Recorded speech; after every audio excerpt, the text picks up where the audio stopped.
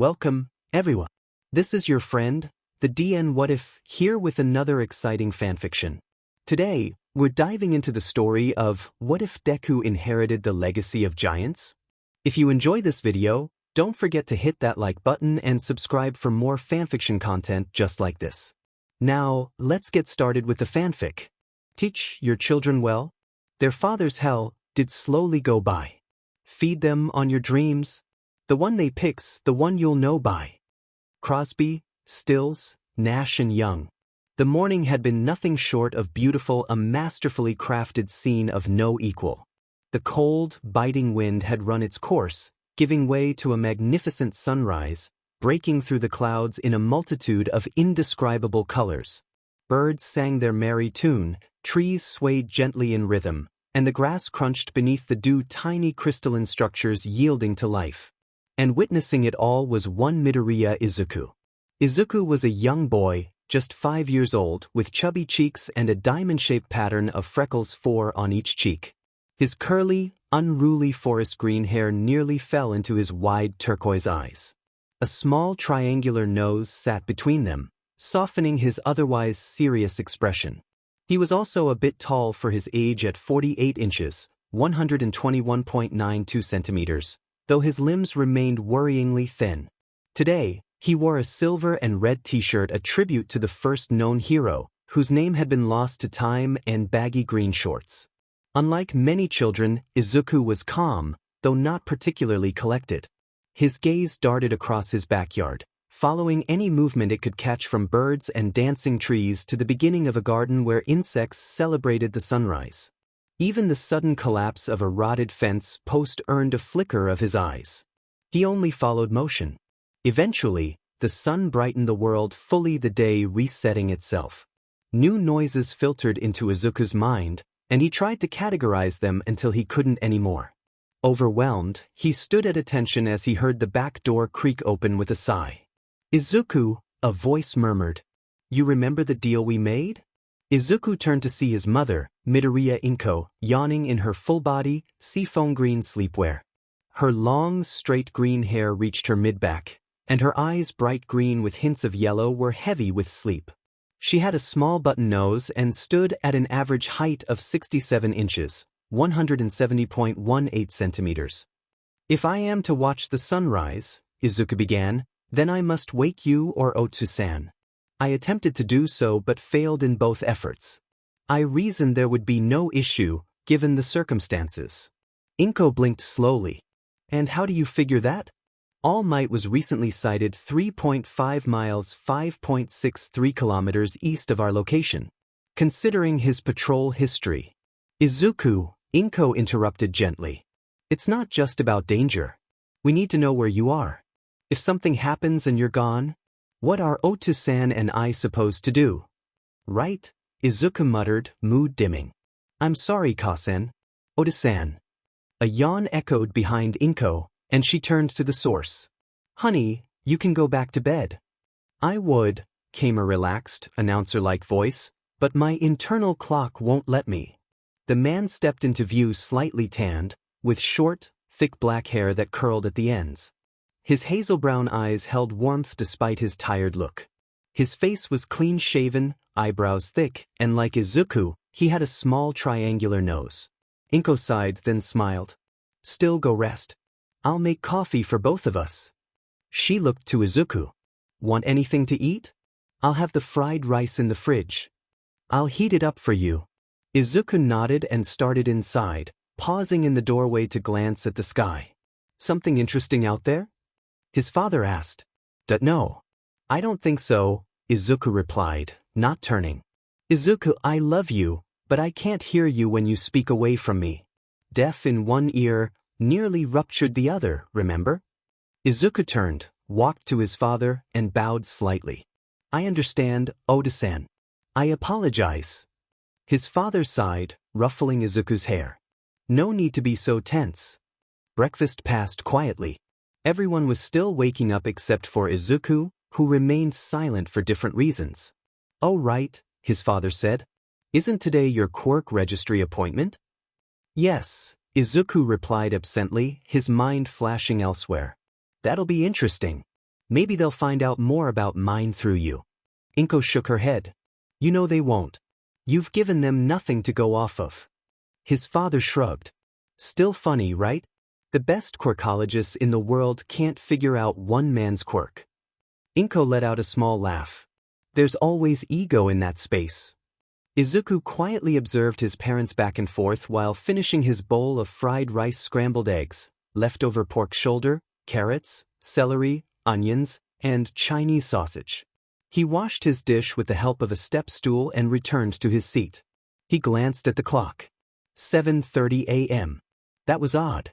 He was usually done with breakfast and dishes by 7 o'clock sharp. Maybe I got too caught up watching the sunrise, he thought. Or maybe they woke up late. Oda-san did just return from ruins in the US. The appointment was at 11 a.m., so there was still time. How's your quirk been? His father asked. Izuku blinked. Interesting. I don't have a direct model to follow, but nearly every quirk I observe helps me understand mine better. Our boy's already a genius. His dad exclaimed. Izuku smiled faintly, cheeks reddening. You really have grown, Inko added warmly. I thank you both for your compliments, Izuku said, slightly more flustered. The moment was warm, until a series of high-pitched harmonic notes interrupted it. His father sighed and stepped away to take a call, pulling out his phone. Just a moment. Inko smiled and hugged Izuku. Why don't you get ready for your appointment? I understand, he said, heading off. Changing was simple forest green t-shirt, black shorts, dark green socks. He handled his toiletries without help. He'd been doing that since he was 3. His parents were busy, Ka-san especially, whose quirk demanded surgical precision. Oda-san's work was different but no less important. Humanity had nearly been reset at the start of the 21st century, move into a pseudo-stone age, then quickly rebuilt. His father studied that lost history. Izuku frowned into the mirror. That was the part that didn't make sense. There was no record of anything before the 21st century. Knowledge had been retained, but the words were gone. He shook his head. No use thinking about it, he muttered, but even he didn't believe that. He checked the bathroom clock. Still time. Exiting the bathroom, he found his father rubbing his forehead. Oda-san? Izuku asked, concerned. His father jumped slightly. Izuku. Sorry, just work stuff. Don't worry about it. It's your day, right? Could you wait in the car?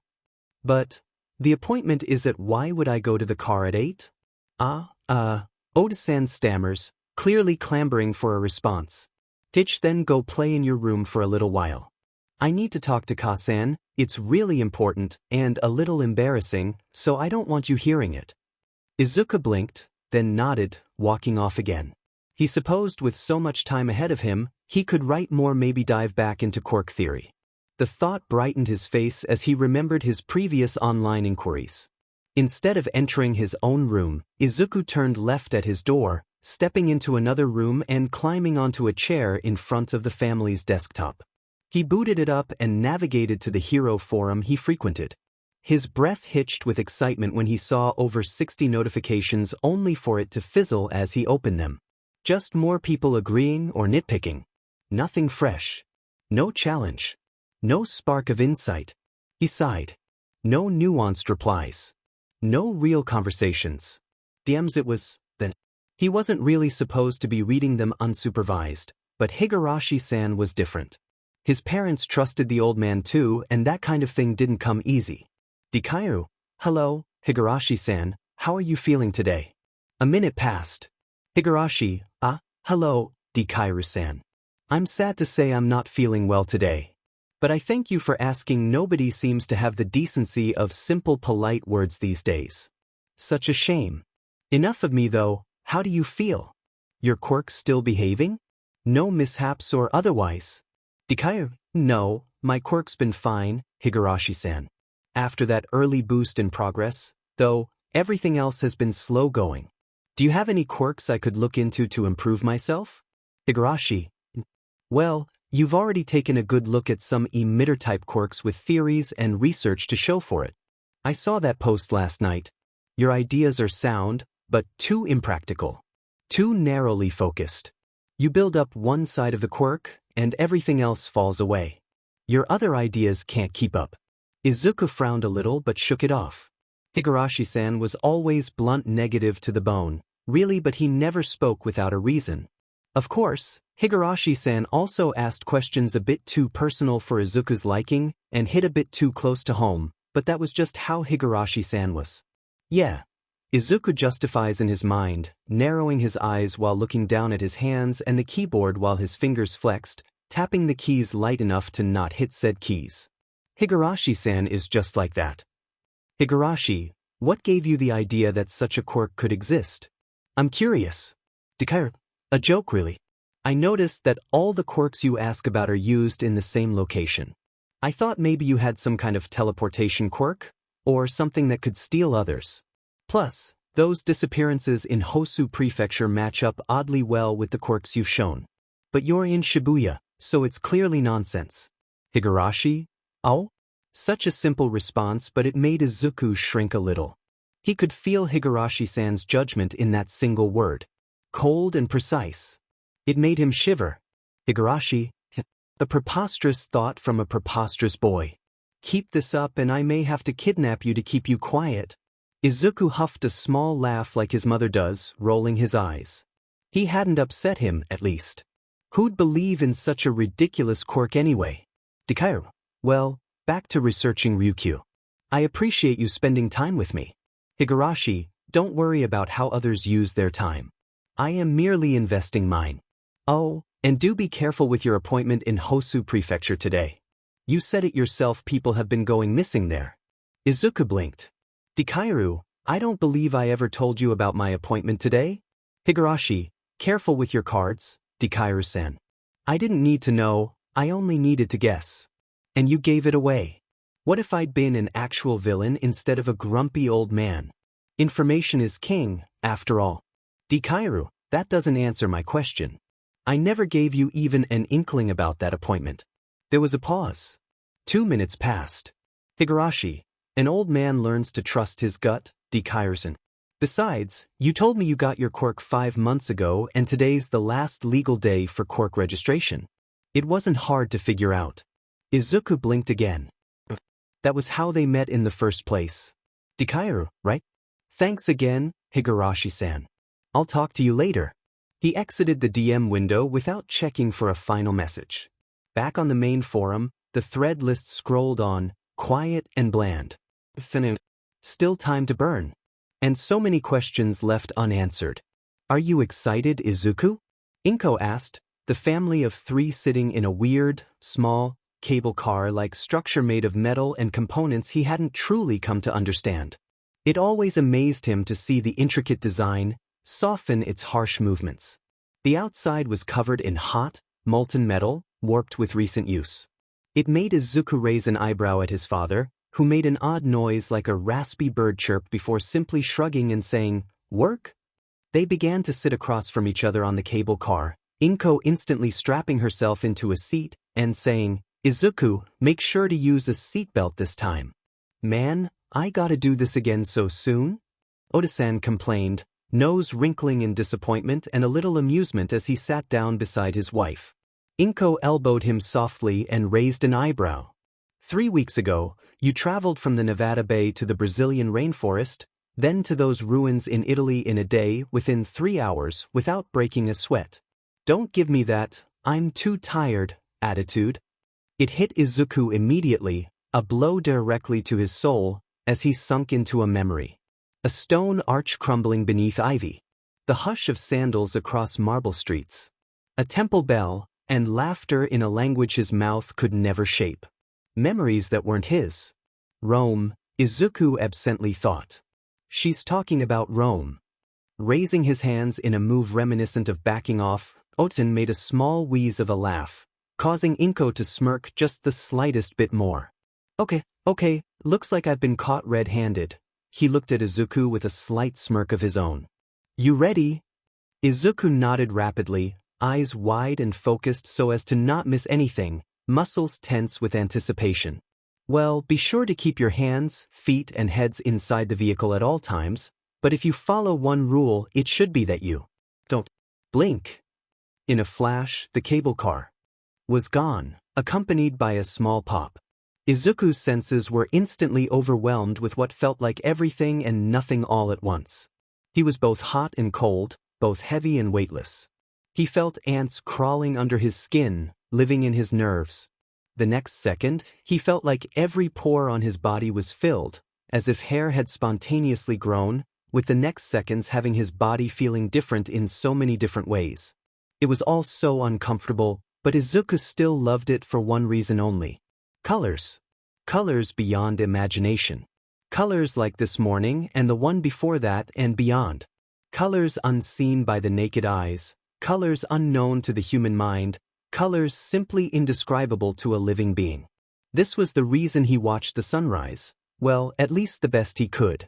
His father had once described his quirk as the sunrise, as light sinking in the planet's flesh, giving color to an otherwise gray reality. Out of everything he tried, the sunrise was the only thing close enough to capture Otosan's quirk, and even then, it wasn't even close to the real thing. But just like twilight, it was over. Gone in a flash of nothingness as Otosan caught Izuku midair. "Whoops, Kasen told you to put on your seatbelt," Otosan said in an embarrassed tone. Izuku looked to his mother, who was breathing deeply, coughing as she unbuckled her seatbelt, until she pulled out an oxygen tank from under her seat and breathed deeply into the breathing apparatus. Coughing, she shook her head, her faded vision returning ever so slowly.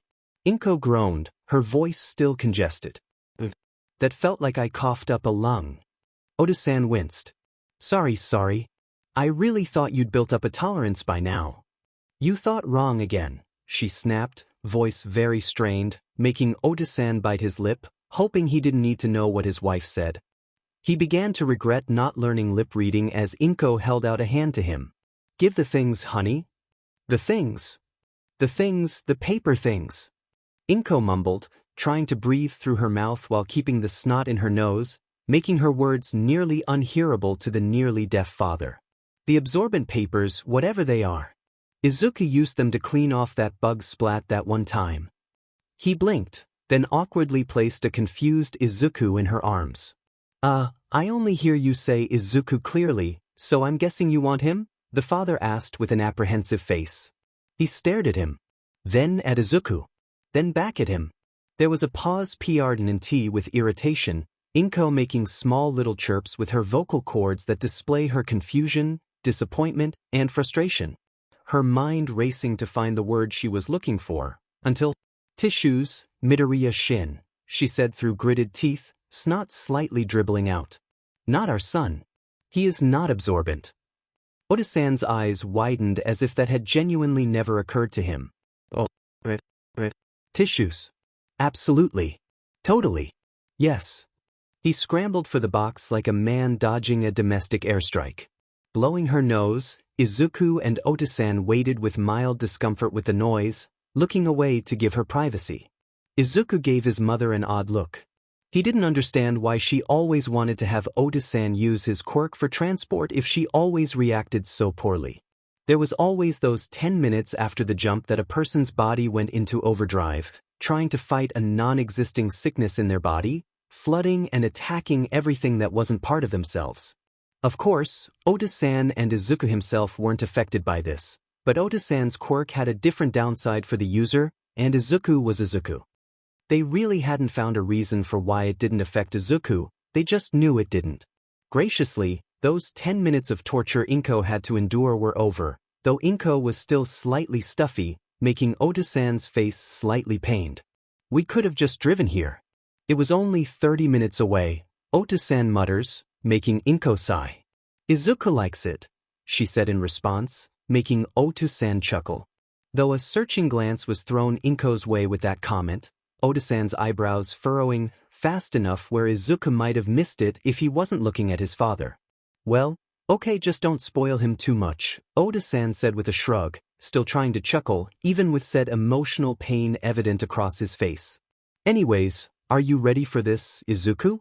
Inko asked, smiling at her son, wiping her nose a little with a large sniffle before opening the door of the cable car-like contraption. "You know this is a big leap for you in life." Izuku breathed in deeply. His chest felt too tight, like a knot pulled taut from both ends. He smiled anyway because that's what the brave did. Ready as I'll ever be. To be continued. So you think you can tell? Heaven from hell? Blue skies from pain? Can you tell a green field from a cold steel rail? Pink Floyd. Shin was never really a fan of Hosu City. Too many people, too many heroes, far too many inconveniences. Looking up at the hospital now, he felt an itch crawl up his back, sighing at its sight. There were also the memories that were just as much of an inconvenience. Said hospital could be described as nearly regular, with tan walls, windows 4 stories tall, with a small wing for medical emergencies. However, that's when the infrastructure took an odd turn.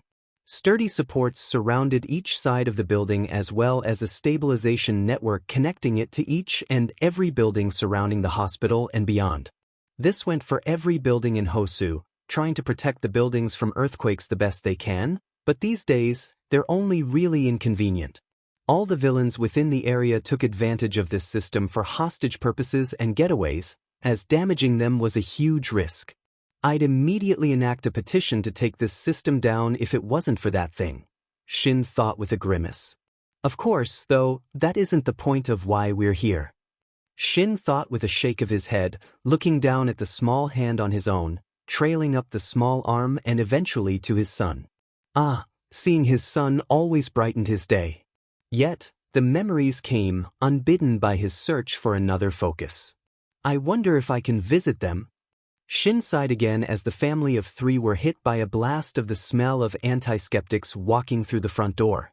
Thankfully, the hospital was a bit more empty today, a few elderly and another family occupying the front office space. Just as thankfully, the worker at the front desk had found the appointment easily, allowing them to sit and wait faster. There's probably a joke to be made about that, Shin thought with a snort. In the corner of the room was an old TV screen, playing live footage of the news. Shin ignored it as well as everybody else who was old enough. Everybody knew what the screen displayed, and while the problem was huge, its continued observation and with all the preparations already taken for its moments had only made it an inconvenience. Another ambulance arrived, rushing into the hospital. Shin's glad his son can't see the sorry sight that poor woman is in as they sat waiting for their appointment. The first had come through as they exited his transport. Must be a villain attack, Shin thinks absently. That's the second ambulance that's come through. I do wonder why they'd go through the front door instead of medical emergencies. Must be newbies or... Yeah, no way it's that, definitely newbies. Shin was swiftly pulled out of his thoughts when he felt a tug on his sleeves, Izuku's eyes questioning with knitted eyebrows, making Shin raise an eyebrow. Shin had thought he had missed the event because of the notepad Izuku was staring at. I'm sorry, Oda-san, but I think that woman on the stretcher had pincers, right? Izuku said, widening his eyes, making Shin sigh. Izuku, it's impolite to make comments, Shin said with another sigh, petting Izuku's hair. He stared at Izuku when the boy pursed his lips, frowning a little while looking at nothing in particular. Izuku, Inko began lightly, sitting on Izuku's other side, what if you were the one with pincers? Would you want comments to be made about something you can't control? I thought they were pretty cool, Izuku murmured, making Shin and Inko stop speaking for a moment to look at each other, a small conversation held between their eyes.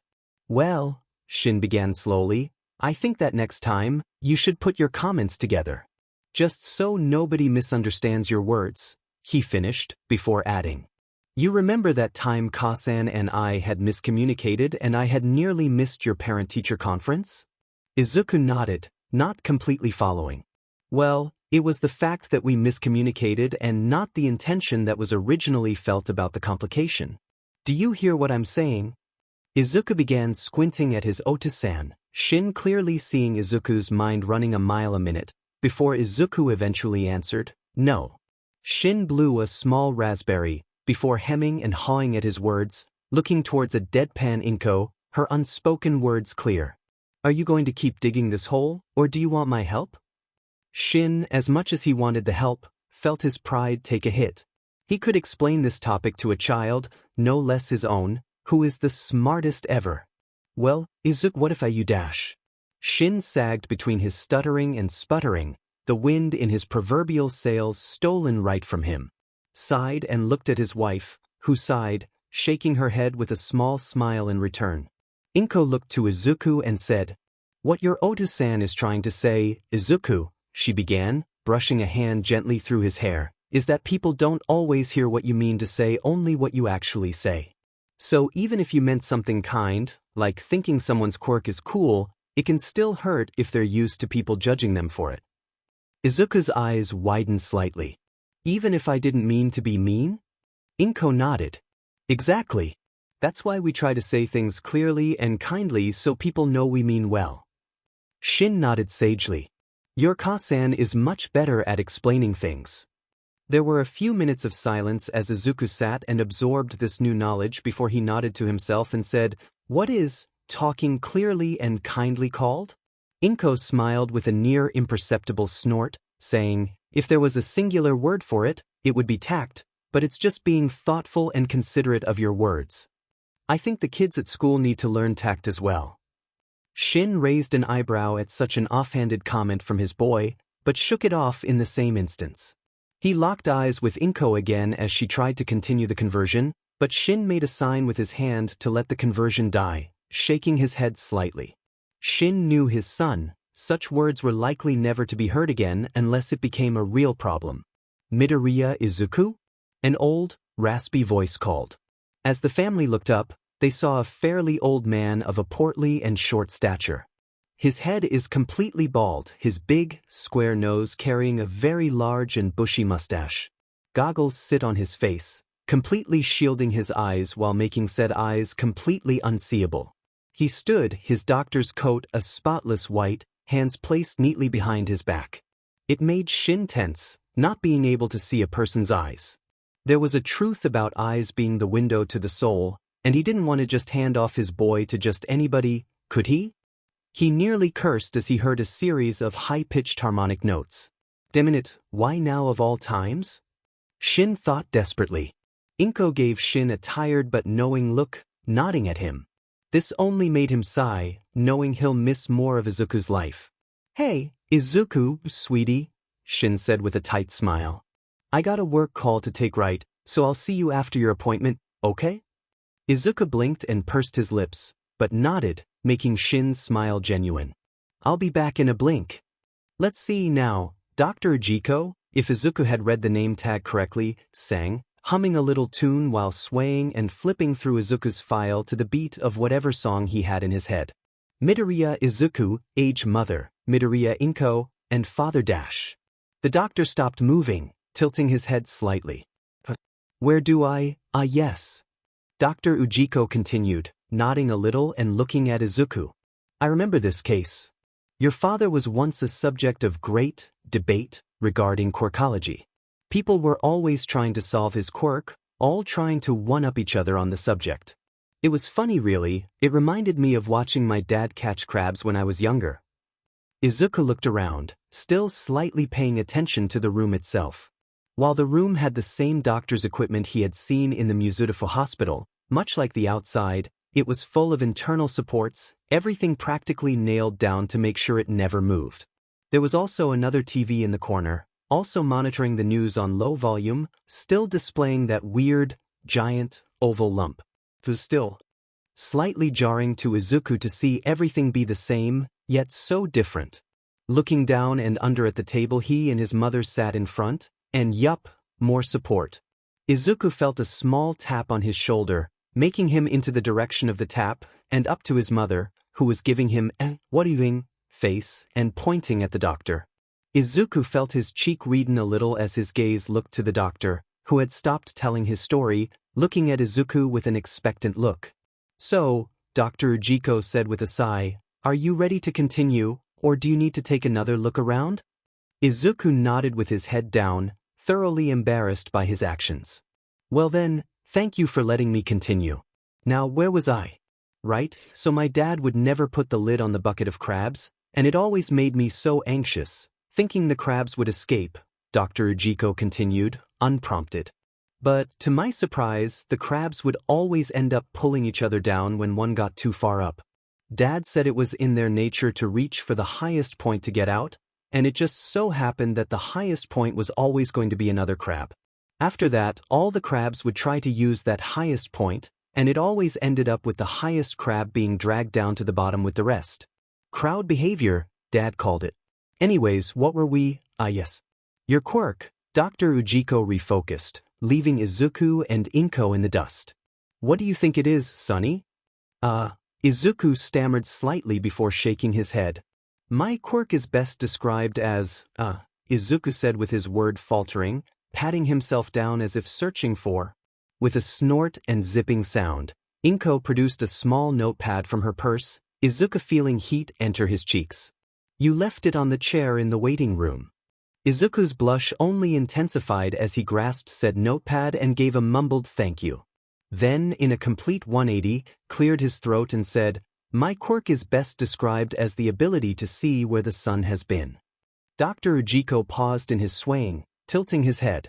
I mean, Izuku corrected quickly, flipping to a specific page in his notepad, I perceive the reflections left behind by sunlight. Every surface the sun touches leaves a kind of afterimage, and I can tune into that. Like, light bounces off everything, right? So if something's been in sunlight, I can sort of trace it. I can look into where the sun was and what it saw. He glanced at his mother, then back at the doctor, encouraged by their quiet listening. It doesn't work in the dark, not unless the light's been there recently. But sometimes if I concentrate, I can sort of step into it. I get really blurry when I do.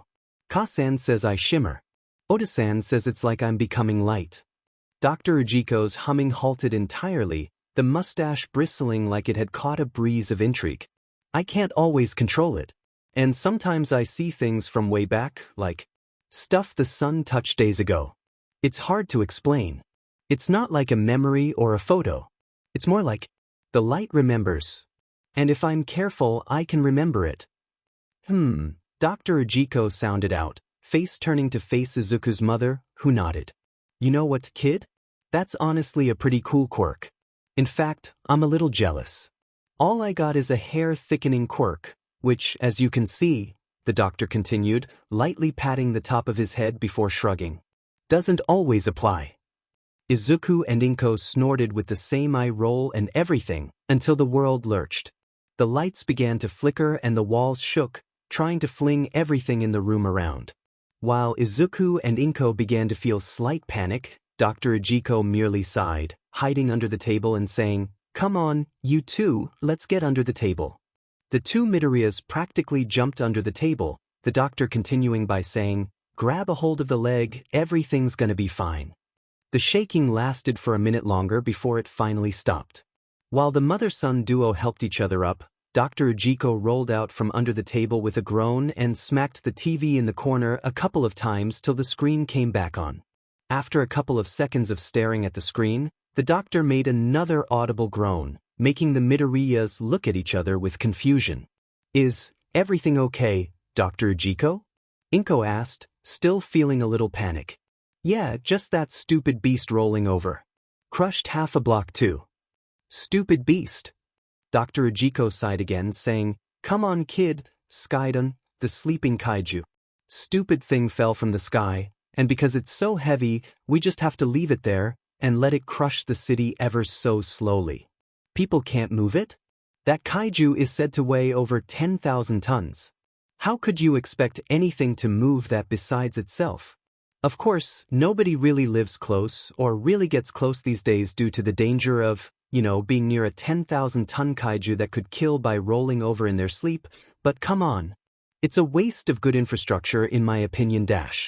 A phone call rang out, Inko blushing slightly as big band music played, quickly pulling out her phone and stepping away, mouthing, I'll catch up later. The door shut behind his mother, Izuku turning back to the doctor, who sighed. Well, that's that. No use wondering about the kaiju, really, just gets you tied up with anxiety. So, anything else about your quirk? Thinking momentarily, Izuku hesitated before saying, I think my quirk can see farther back than just a couple of days. So then, like a month? No, I think more like thousands and thousands of years in the past. The scratching of the notepad Dr. Ujiko was writing on slowly tapered off, the doctor looking up at Izuku with a raised eyebrow. Dr. Ujiko chuckled softly, shaking his head as he jotted a few more notes on the chart. Now, young man, he said with a light, almost playful tone, there's no need for tall tales. I'm sure you're very imaginative, but we deal in facts here, not fairy stories. He glanced over his glasses, the faintest hint of amusement in his eyes. A quirk that sees into the past? Come now, if only it were that simple. Even the best of us can't unearth what's been buried for centuries. With a tap of his pen against the clipboard, he added, let's focus on what we can measure, Chim? There's plenty to be proud of already. What? Your quirk is already good, there's no need to lie about it, Dr. Ujiko continued smoothly. I mean, a light-based memory quirk with a touch of light. Transformation? That's amazing all on its own, self-supplying its own light to activate. Why gild the lily? But I'm not lying. Kid. The doctor sighed, leaning back slightly. You mentioned this after your mother left the room, meaning she doesn't know about this supposed function, right? Izuku nodded, eyes downcast. Realistically, there's no reason not to tell your mother, Dr. Ujiko went on, his voice gentler but still skeptical. It just doesn't add up. You already said it only goes back a couple of days with her, and then as soon as she's gone you hit me with this bombshell like she's never heard it? Feels a little too convenient. He gave a small shrug. Listen, if you can tell me about a past event that's believable, something we haven't already discovered, then we'll talk. Izuku's head dipped lower as he fought back tears. Dr. Ujiko sighed again, softer this time. Kid, your quirk is already great. There's really no need to tack on anything extra. Trust me, I get it. I have a hair-thickening quirk that only works on myself, passively. And look at me bald as a billiard ball. All I can thicken is my mustache. A wry smile touched his lips. But look where I am. Look how far I've come without a quirk that helped in my field. There's a lot you can do without leaning on powers. Really, all you can do now is work hard to reach your goals. Izuku wiped his nose on his hand, a wobbly smile breaking through. Oh, gross kid tissue. This is a doctor's office. Dr. Ujiko huffed, shaking his head. Izuku let out a shaky laugh and grabbed a tissue, blowing his nose and for the moment forgetting his earlier frustration. So, Dr. Ujiko said, lips quirking up, you want to test that quirk of yours? When Shin returned, he caught only the fading echoes of laughter from the exam room. A pang tightened his chest, he'd missed it again. Well, did you enjoy yourself, Izuku? Shin asked with a grin. Well, there was an earthquake, Oda-san, Izuku said, surprising Shin. Really now? Shin said, somewhat mortified he wasn't here to protect his son and wife. It was pretty scary to me, Inko murmured, holding Izuku's hand a little tighter than normal. It wasn't exactly scary to me, but the reasoning behind the quake did scare me a little, Izuku answered truthfully, looking over at a cloud of dust that had been shot into the air due to the sleeping kaiju. That makes you braver than me, huh, Izuku? Inko said with a slightly sad smile, making Izuku hum with a frown. I wouldn't quite say that, Ka-san, Izuku said, squeezing his mother's hand. So, Shin murmured, Skydon rolled over? Oda-san, did you know about Skydon? Izuku asked, knocking Shin out of his mind as he flailed to answer his son. Well, Shin blabbered before he cleared his throat, stopping to look at Izuku. I was pretty sure you knew, seeing with all the hero forums you frequent. They speak of kaiju a lot. I didn't really pay any attention to those, Izuku muttered, kicking the ground slightly. Yeah, you've always been more interested in quirks, Shin said, ruffling his son's hair. In any case, shall we go home? To be continued. Though I'm past 100,000 miles, I'm feeling very still. And I think my spaceship knows which way to go. Tell my wife I love her very much. She knows. David Bowie. Inko felt shook by the whole experience of the quirk registry appointment. The city, the kaiju, the buildings and supports, everything had been so unfamiliar to her. She had never been to Hosu City in her life, her family in the upper caliber of society, commonly using the Tokyo hospital for registry due to its larger and more expansive evaluation of quirks. However, she had a falling out with them due to a multitude of reasons, starting with her husband. She shook her head, sitting on the couch next to Izuku, who was watching the news on some new hero and furiously taking notes. Inko had seen that Izuku was a little more tense than usual, Izuku commonly shaking his hand off due to how hard he gripped his pencil, making Inko realize, with guilt, that she wasn't the only one shaken by the Skydon quakes. "Hey, Izuku," Inko began, looking sadly at her son. "Are you feeling alright? That kaiju didn't scare you too badly, right?" Izuku didn't answer, still focused on the news, making Inko sigh.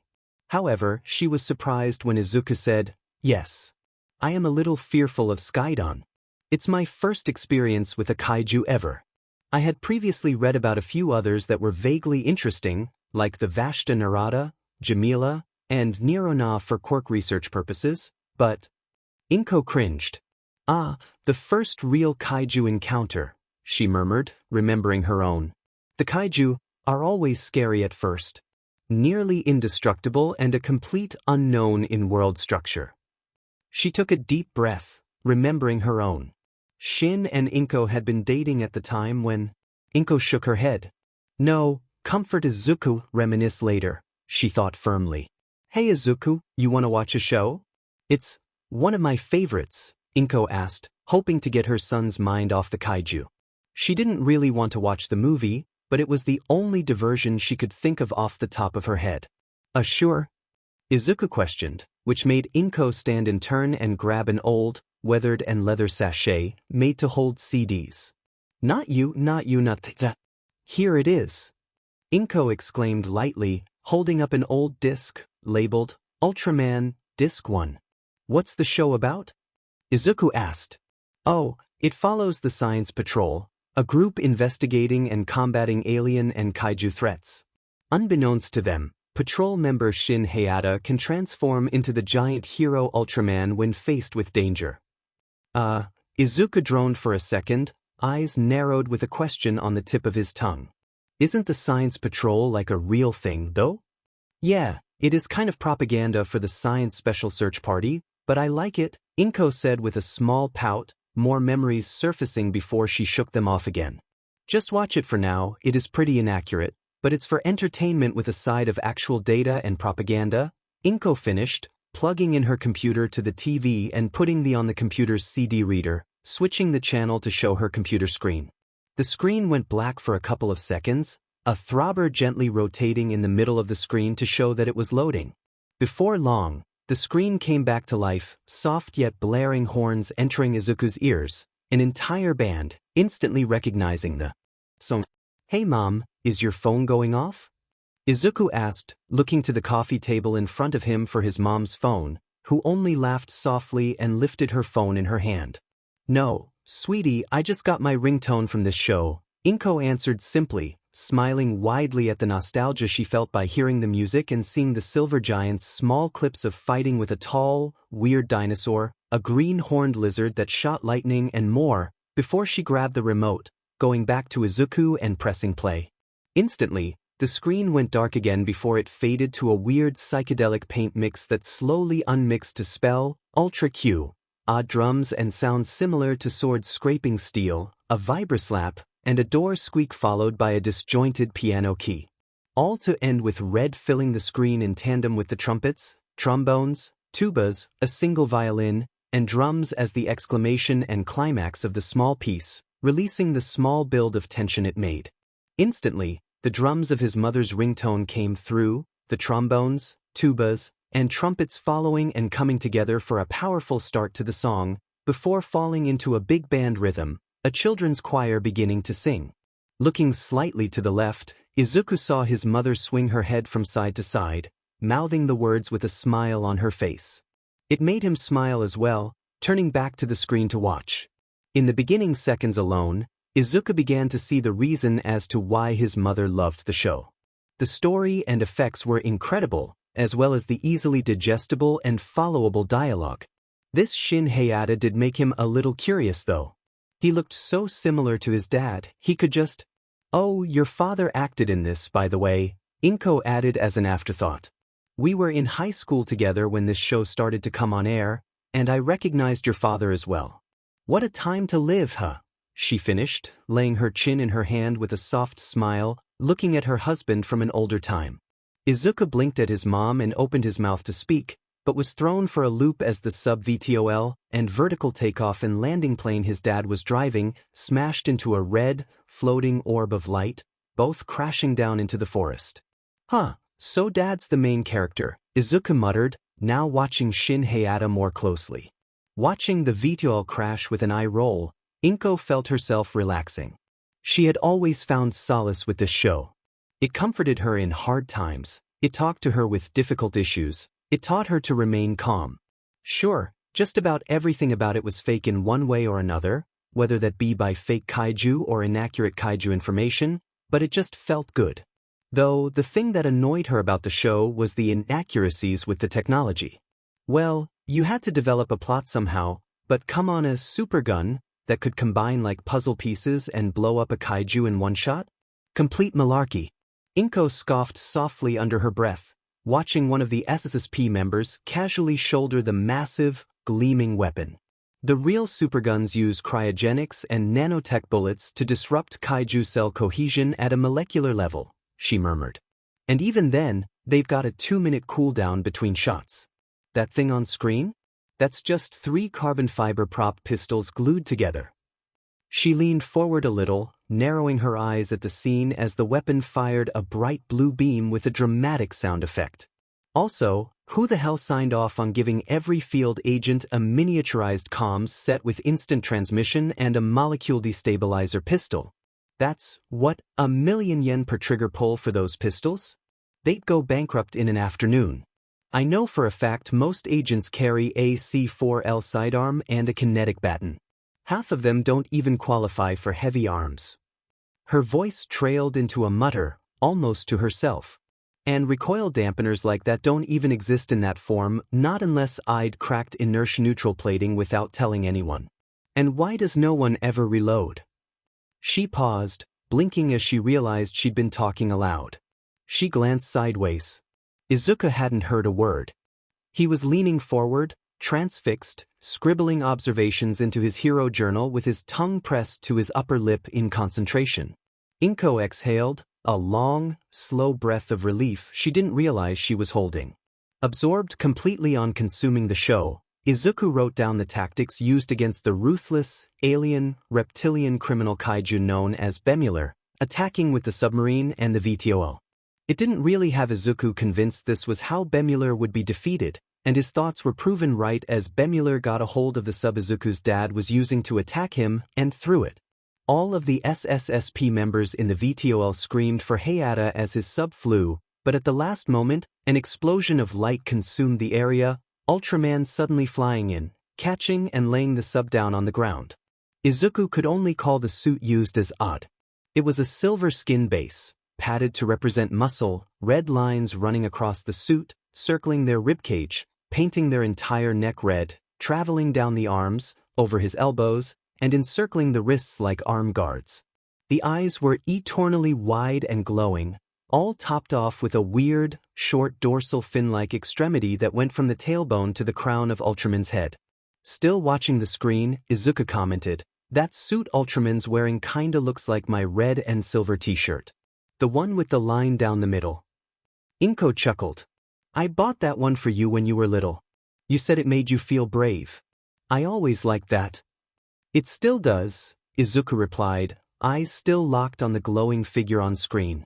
Inko smiled to herself and leaned back into the couch cushions. For a moment, the world outside the registry, the kaiju, the quakes could wait. The rain never reached Cascadia Outpost. Shielded by electromagnetic diffusion panels and artificial canopy towers, the mountaintop command facility shimmered beneath a dome of permanent overcast. Inside, Shin Midoriya, known these days only as Commander Shin, stood behind reinforced observation glass, arms folded, as the next generation trained in the simulated storm below. In the atrium yard, a boy no older than 16 surged forward, his fists trailing spirals of gold-orange flame that liked the air like a living thing. The fire danced, not just from technique, but instinct, wild, radiant, beautiful in its defiance. tore through kaiju alloy dummies with uneven rhythm, his footwork reckless, but devastating. Each strike came with the kind of smile that didn't ask for permission. Shin squinted. Your pivot's late. If you miss a beat, you'll fall into your own flare. The boy didn't stop. He just shifted his weight mid-strike, let the next burst carry him sideways, and laughed. Loud and unbothered. Shin watched him longer than he meant to. You see it, don't you? Said a voice from behind, smooth, digital, always a little too amused. Shin didn't turn. I see a cadet who thinks dying gloriously is a career plan. A software preceded the arrival of IDE, materializing in the shimmer of synchronized micro-drones. The AI took on the form of a man in an oversized coat, hands in pockets, face unbothered by time. You always were a terrible liar, IDE said. Shin didn't reply, eyes fixed on the flame slinger below. The boy stumbled, then laughed again as if he'd meant to, and reignited with greater force, his flames blooming in a sudden sunburst that warped the air and left glowing streaks in its wake. Quirks volatile, IDE said, tone shifting to analysis. Thermal output correlates directly to emotion, especially frustration. The hotter he burns, the more instinctive his movement becomes. It's not a power, it's a refusal to fail. Armor wouldn't last 5 seconds, Shin muttered. Not the armor we're building, IDE countered. Not the one meant for him. Silence again. IDE turned toward the world map behind them, a glowing schematic of Earth's outposts, from Canada to Russia to Africa to Australia. One location blinked in warning hues, the Mediterranean. 10 years since you almost portaled Neurona to Canada. You remember why you didn't? Because your algorithm failed to calculate containment overlap, Shin replied curtly. No, IDE said, tone tightening. Because Neurona knew. It redirected itself mid-teleport, hijacked the energy pattern, and ended up in the Mediterranean instead. Right above the ruins. Shin turned now, slowly. And you're still convinced it was luck? I'm not convinced of anything anymore, IDE replied. Especially not after the Storm Dreamer. The name alone changed the air between them. The soundproof glass almost seemed to ripple with thunder. The Storm Dreamer was a sensitive topic. Not just for them, but for the entire SSSP.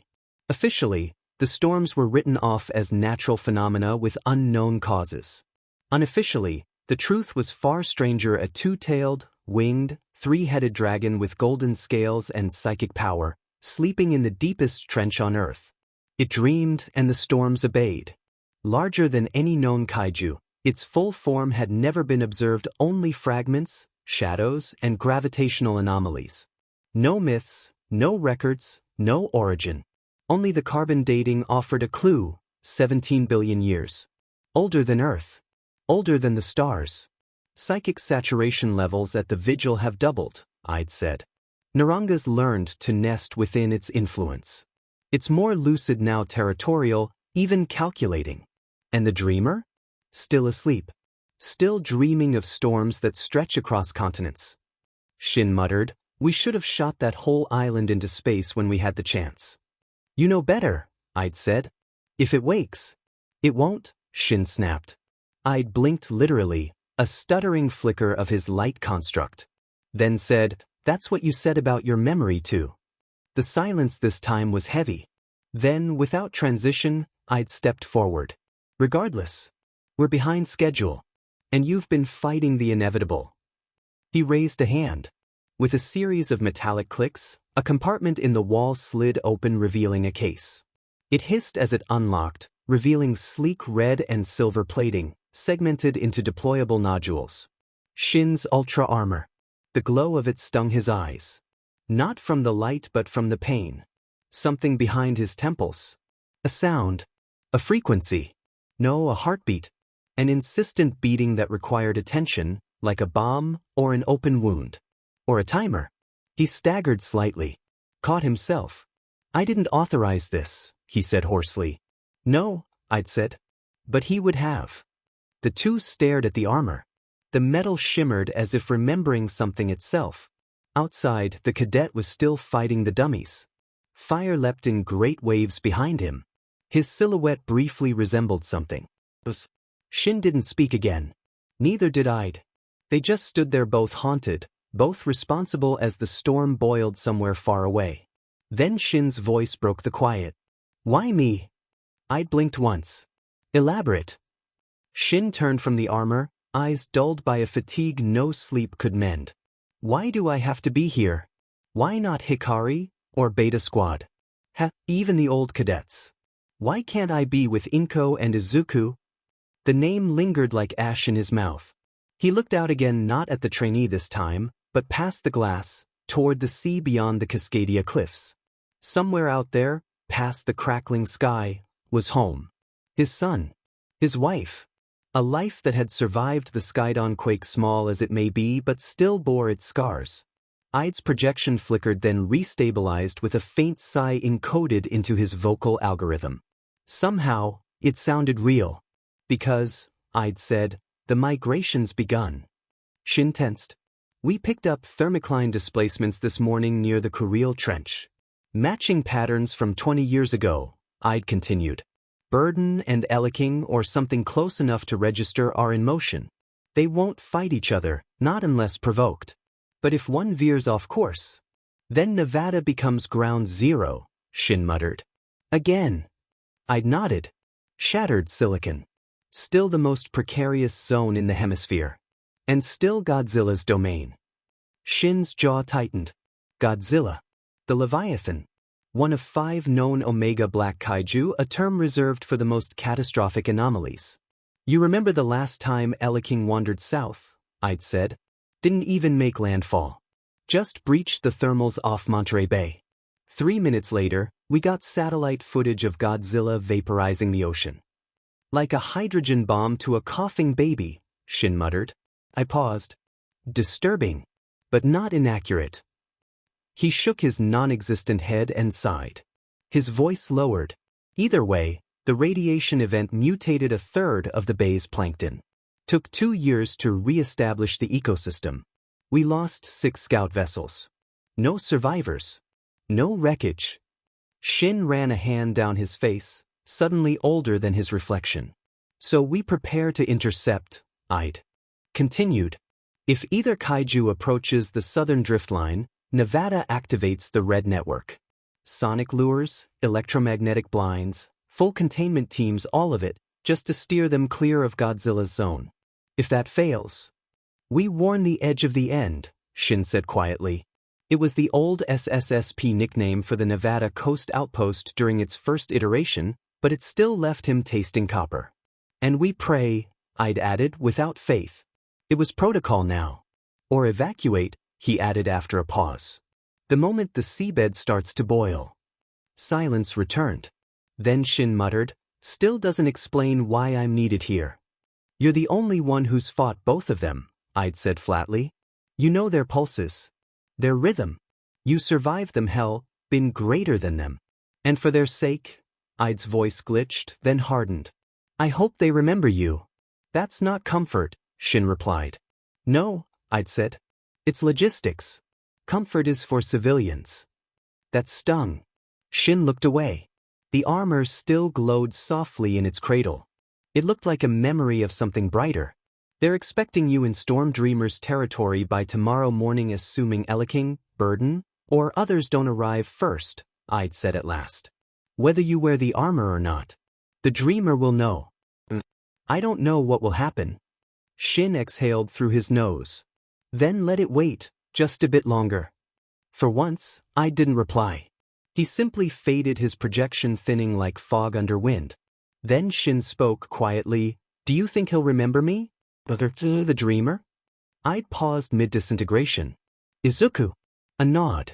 There was a long beat of silence. He wears your colors, Ide said finally. Red and silver. He doesn't know why, at least I don't think he does. Shin looked back at the armor. The old red gleamed like the edge of a dream, half remembered. But, Ide added softly, if I'm thinking straight, he may remember something. The beat. Even if you don't. Inko tugged the red and silver shirt down over Izuku's head. The fabric shimmered faintly in the low light, bright colors against a dim room. He wriggled his arms through the sleeves and sat up with a grin that didn't quite fit his eyes. Did you see how Baltan split in two? Inko smiled gently, folding the edge of the blanket in her lap. Just hard to forget. Izuku leaned back onto his pillow, small fingers twisting at the hem of the Ultraman shirt. I think Ultraman could still see which one was real. Maybe because of the light. Or the shadows. Or maybe Balton's fake copy didn't make noise. I bet Ultraman listens to everything. Inko tilted her head. Maybe he does. The pause. Do you think I could learn that? Izuku asked. To listen like that? So I could know if something's not real. Inko reached out, brushed his bangs from his forehead. I think you already listen better than most. Izuku blinked at the ceiling for a moment. And Nirona he was invisible, but Ultraman still found him. I think he left ozone behind when he moved. That's what electric fields do, right? They leave a scent. Inko's fingers stopped. Just for a second. She didn't speak. Not right away. Izuku didn't notice. He rolled onto his side, eyes darkening a little. And Ragan didn't even want to fight. He just looked so scared. He only attacked when the boats got close. Like maybe he thought he was back home but everything was different. Like he didn't know where he was anymore. Inko's hand found his shoulder. Lightly. Quietly. Like anchoring herself. Izuku's voice had softened, grabbing Inko's hand in return. Do you think kaiju get scared too? Inko nodded. More than we know. A beat passed. Then another. Kasan? Yes, sweetie. Izuku hesitated, chewing the edge of his words. Is Oda-san still at the outpost? Do you know what history he's looking into now? The question cracked like dropped porcelain. Inko looked away just slightly. Not enough to be noticed, but enough to steady herself. Yes, she said finally. He got promoted. A higher position. I don't know what he's studying now. Oh. Izuku blinks, feeling his Kasan's lies, but accepts it readily. That's good, right? It is. She smiled, but the weight in her voice didn't lift. He's helping a lot of people. Izuku's fingers curled into the blanket. But, does that mean he can't come back soon? Inko swallowed. Not right away. Or, no, don't you think about that, Inko thought. Oh, thank you for answering, cousin. The clock ticked from the kitchen. Outside, a faint wind stirred between the buildings. Somewhere, a neon sign buzzed and then stilled. Inko leaned down, pressing a soft kiss to Izuku's forehead. He misses you every day, she whispered. Izuku nodded, but his eyes were already drifting closed, lulled not by the answer, but by the warmth of her voice. He curled toward the light. And Inko stayed there a moment longer, staring not at him, but at the window. At the empty sky beyond it. At nothing in particular. She felt something wet on her face, and so looking into the reflection in the glass, she saw it was her tears. Inko wiped it away, blinking away any more that may try to escape. Then she stood, and turned out the light. To be continued. Into this house we're born. Into this world we're thrown. Like a dog without a bone. An actor out on loan. Riders on the storm. The doors. The abyss stretched across the seabed like a wound in the world, older than oceans. There, within the dream coil of storms and thoughts that should be, the storm dreamer stirred not awake, but aware. Shin stood before it. Not with weapons, not with power, but with presence. I know what you offer, he said. But I need time. The dream did not answer in words. It answered in silence that carried the scent of ozone, of rain that hadn't yet fallen. It was mad. It was hurt. It was violent. Shinjiro. The name cracked like thunder, ripping Shin from the ocean trench and slamming him into cold metal and fluorescent light. He gasped, clutching his head. The world was dry again. Too dry. Shinjiro. I barked. Are you all right? Are you hurt? Do we need medical attention? Yeah, Shin muttered with a grimace, grabbing the back of his head in pain. How long was I out? Only a couple of seconds, but I'd's holographic visage grimace as well. That simply can't be good, Shinjiro dash. Oh my god, don't call me that. Shin groaned out. That isn't my name. Silence was his answer, making Shin sigh, standing up and walking to the door of the cable car. Either way, we're here, so we'll be having this conversation later. Opening the cable car shuttle door, both AI and human were greeted by the most violent and continuous storms in the world. The Mediterranean boiled, but not with heat. It was pressure gravity turned sideways, thought made water. The sea, once so vast it dared to claim empires, now curled downward into a spiral, as though the world itself bent to listen. The robot harboring the AI of the brilliant Mitsuhiro Ide activated shields for itself, not wanting to be harmed in this weather, whistling at the horrifyingly beautiful scene before them. Shin and Ide stood on the black iron catwalk of the SSSP descent rig. Below them, the abyss. Above them, a cyclonic eye that did not blink. Around them, silence, dense and warm as breath before a scream. Shin looked away into the outpost itself, researchers scrambling towards them. "You too," the researcher yelled, shielding himself with a clipboard like it was sacred scripture. "We've got anomalous fluctuations in Sector No, wait, that's upside-down Sector Zeta." His clipboard caught the wind and flew off like a frightened bird. "Demenit. Come back here, you stupid." He chased after it before realizing the wind outran him by several orders of magnitude. Shin snatched it midair with practiced reflexes. He glanced at the readings and went pale. "What is it?" I'd asked, already bracing. The researcher caught up, wheezing like he'd been sprinting through soup. "Emergency!" he cried, shaking with dread, pointing at the clipboard like it was a bomb. "Look at the neural resonance taper. Storm Dreamer's coherence is collapsing inward. That's a dream inversion." "You know what that means?" Shin asked, surprised. The researcher blinked, caught off guard by the question. "That I read the notes sometimes," he muttered. They were quick to enter, going down the levels of the outpost, the three talking about the issue at hand. "We tried the usual red network interventions: sound arrays, pheromones, EMPs." "Why would you do that?" Shin and Ide bellowed in unison. The researcher dropped the clipboard again. "I thought you'd be proud I didn't activate the Genesis pulse this time." "There's a Genesis pulse?" Shin shouted, eyes wide with horror. "Well, technically it's still in prototype, and we're missing most of the coil assemblies, so probably wouldn't have worked anyway." "Great, we're dealing with a kaiju-scale event and a toddler with access to nuclear buttons," Shin muttered, picking up the clipboard again. They jog on. The researcher tries to keep pace. "We need Huff to make a plan regarding the storm. Who? Okay, I'm just gonna lie here for a second," he gasped, dropping against a bulkhead. "My heart is making Morse code." Shin and Ide exchange a look and bolt down the corridor. "Wait," the researcher yelled. "You can't go down there, it'll rewrite your brain like wet chalk."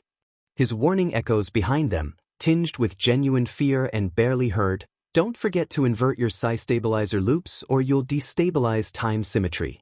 Ide glanced back. Did he just say? "Ignore him," Shin said, but his expression was wary now. "I need to fire him," Ide mutters to himself. "He isn't keeping up with training like we're supposed to, even as a researcher." Sighing, Ide raked his hand over his holographic hair, saying, "Did you catch that guy's name?" "Nope," Shin answered. The descent continued, each level below shedding something familiar: temperature, structure, sound. The walls began to sweat. Not with water, but with condensation that shimmered and slid sideways, as if gravity was being negotiated anew. "This shouldn't be possible," Ide muttered, watching the hallway subtly ripple around them. "These support struts are reinforced with neutronium alloy. They shouldn't flex. And yet, Storm Dreamer's bleeding into this place," Shin said softly. "The pressure isn't just physical anymore." They rounded another corner. A thick steel door loomed before them. Painted in bold yellow hazard stripes, it read, "Storm Dreamer entrance. Do not enter." Below it, in messy black marker, "No, seriously, don't." I'd stared. They really label it like it's a carnival attraction. He flickered, connecting to the comm grid. "Let me check where the rest of the station staff wait. You've got to be." "What?" Shin asked. "They're evacuating," I'd growled. "Every single one of them. No broadcast. No lockdown. Just running." "Cowards," Shin muttered, but his voice lacked venom. "Or maybe they're the smart ones," I'd replied, tilting his head a little to the left, raising his eyebrows with a frown. Shin stepped toward the door. His fingertips glimmered with light as he prepared to phase through but paused, hand hovering. "Wait," he said. I blinked. "Wait. Something's wrong." Shin looked at the door, then past it. "This is too easy." And then he noticed it. A hairline seam, 1 meter to the right. Barely visible unless you knew how to read distorted air. The real door was hidden not just physically, but conceptually. Wrapped in suggestion. Cloaked in the dreamer's own warping field. Shin said. "There's another door." I'd recalibrated his sensors, his hologram flickering briefly before resolving with sharp clarity. "You're right. That's not just camouflage. It's misdirection. The psychic kind." Storm Dreamer didn't want anyone stumbling in accidentally, Shin said. But someone knew where it was and chose to hide it. He reached toward the barely before it shimmered. As his hand passed through the illusion, the fake wall dissolved like mist. The real door stood recessed in the steel, old and ancient-looking. Not designed grown, like a scar in the metal. There was no keypad. No handle. Just a symbol etched on its surface. A spiral of storm clouds and eyes. Shin exhaled. "No turning back now," he said. He placed his palm on the door. It pulsed beneath his skin. And then, without a sound, it opened. The true door didn't look like much. No hinges. No labels. Just an arch of impossibly old alloy, humming like the moment before a lightning strike. The hallway dimmed behind them, lights retreating like shadows from something they knew better than to name. "This isn't just containment," Shin murmured. "It's permission." "Shin, I'm telling you," I'd warned, voice tight with simulated stress, "there's no signal return from the inside. Nothing digital can get past the threshold. If you go in..." "I know." Shin stepped forward. And the world gave way. The floor fell out. No, the world inverted, spiraling inside itself like whirlpool made of thought. Shin was falling forward and backward, deeper and deeper into something that wasn't space or time. Storm Dreamer's mind was not a place. It was a hunger. A logic that looped on itself until identity unraveled. Shin's form began to blur. His quirk flickered wildly light, metal, gas, radiation. His thoughts weren't his anymore. Names slipped from his grasp like fish in deep water. "Shin."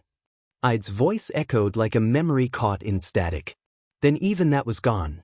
Shin floated in a vast, storm-lit sky. Beneath him, the sea boiled upward. Above him, stars rearranged into impossible constellations. He saw a boy with green eyes crying into hands that didn't remember who they were reaching for. He saw cities sunk in silence. He saw his own name fragmenting. A hand, a real one, grabbing his wrist. "Gotcha," came a panicked, unqualified voice. "Ogo to God, please work." The storm twisted in place, irritated, curious. It saw the second intruder small, forgettable, bumbling. Not permitted. But it paused. Shin was unraveling. A mind not meant for dream depths. Dying almost. Not in body, but in meaning. So the storm let the man through. Just for this. The researcher clutched a chaotic tangle of technology barely holding together prototypes, anchoring coils tied together with literal tape, sparks snapping across the frame. I told them the coherence ratio was wrong for unassisted traversal. Well, technically I told my coffee mug, but it still counts. He slammed the coil into Shin's chest. The world snapped. Thunder cracked. Identity surged back into Shin like air after drowning. He screamed. And then, they were back. Both sprawled in the corridor, gasping. I'd flickered back into clarity. "Shin, are you? What the hell is he doing here?" The researcher blinked, still holding the sparking device like a holy relic. "Saving the day." Shin groaned, gripping his chest. "You pulled me out." "I wasn't going to. I didn't mean to. I saw the resonance spike, the dream collapse harmonics, the psi anomaly readouts, then I panicked." There was a pause. Then, "You absolute idiot," I'd muttered. "You might have actually saved his life." The researcher grinned sheepishly. "So, does this count toward my evaluation?" Shin sat up slowly, eyes haunted. Storm Dreamer, it almost took everything. Not just me. My name. My place in the world. I'd nodded. It would have taken you, and no one would have even remembered there was someone to lose. The researcher paled. Wait, what? Shin didn't answer, but nodded to the researcher in thanks. He looked back toward the vanished door. Storm Dreamer had tasted him. Next time it might not let go. Behind them, in the distant hallway, the fake door they'd almost entered hissed open on a delay. A single overhead light clicked on to reveal a sign inside, taped to the far wall. Got you. Smiley face. I'd stared at the camera feed, jaw tight. By the way, I'd began, for multiple violations of the SSSP code, and more specifically, I'd started to grit teeth with his words, pointing at the hydraulic door diversion. I'm going to have to fire you, I'd finished with a sigh. The researcher made an inhuman noise, sharp, short, and quiet, his eyes wide as he cycled through emotions before deflating like a kicked balloon. Yeah. That's fair. Then, with a flicker of hope, I mean, I did kind of save Commander Shin, doesn't that count for something? He trailed off mid-blabber, shoulders slumping, head bowing like a scolded child. I'd folded his arms, coolly. I've taken that into account, mister? Oh, Mr. Hayata, sir. A beat of silence. I'd's eyes closed.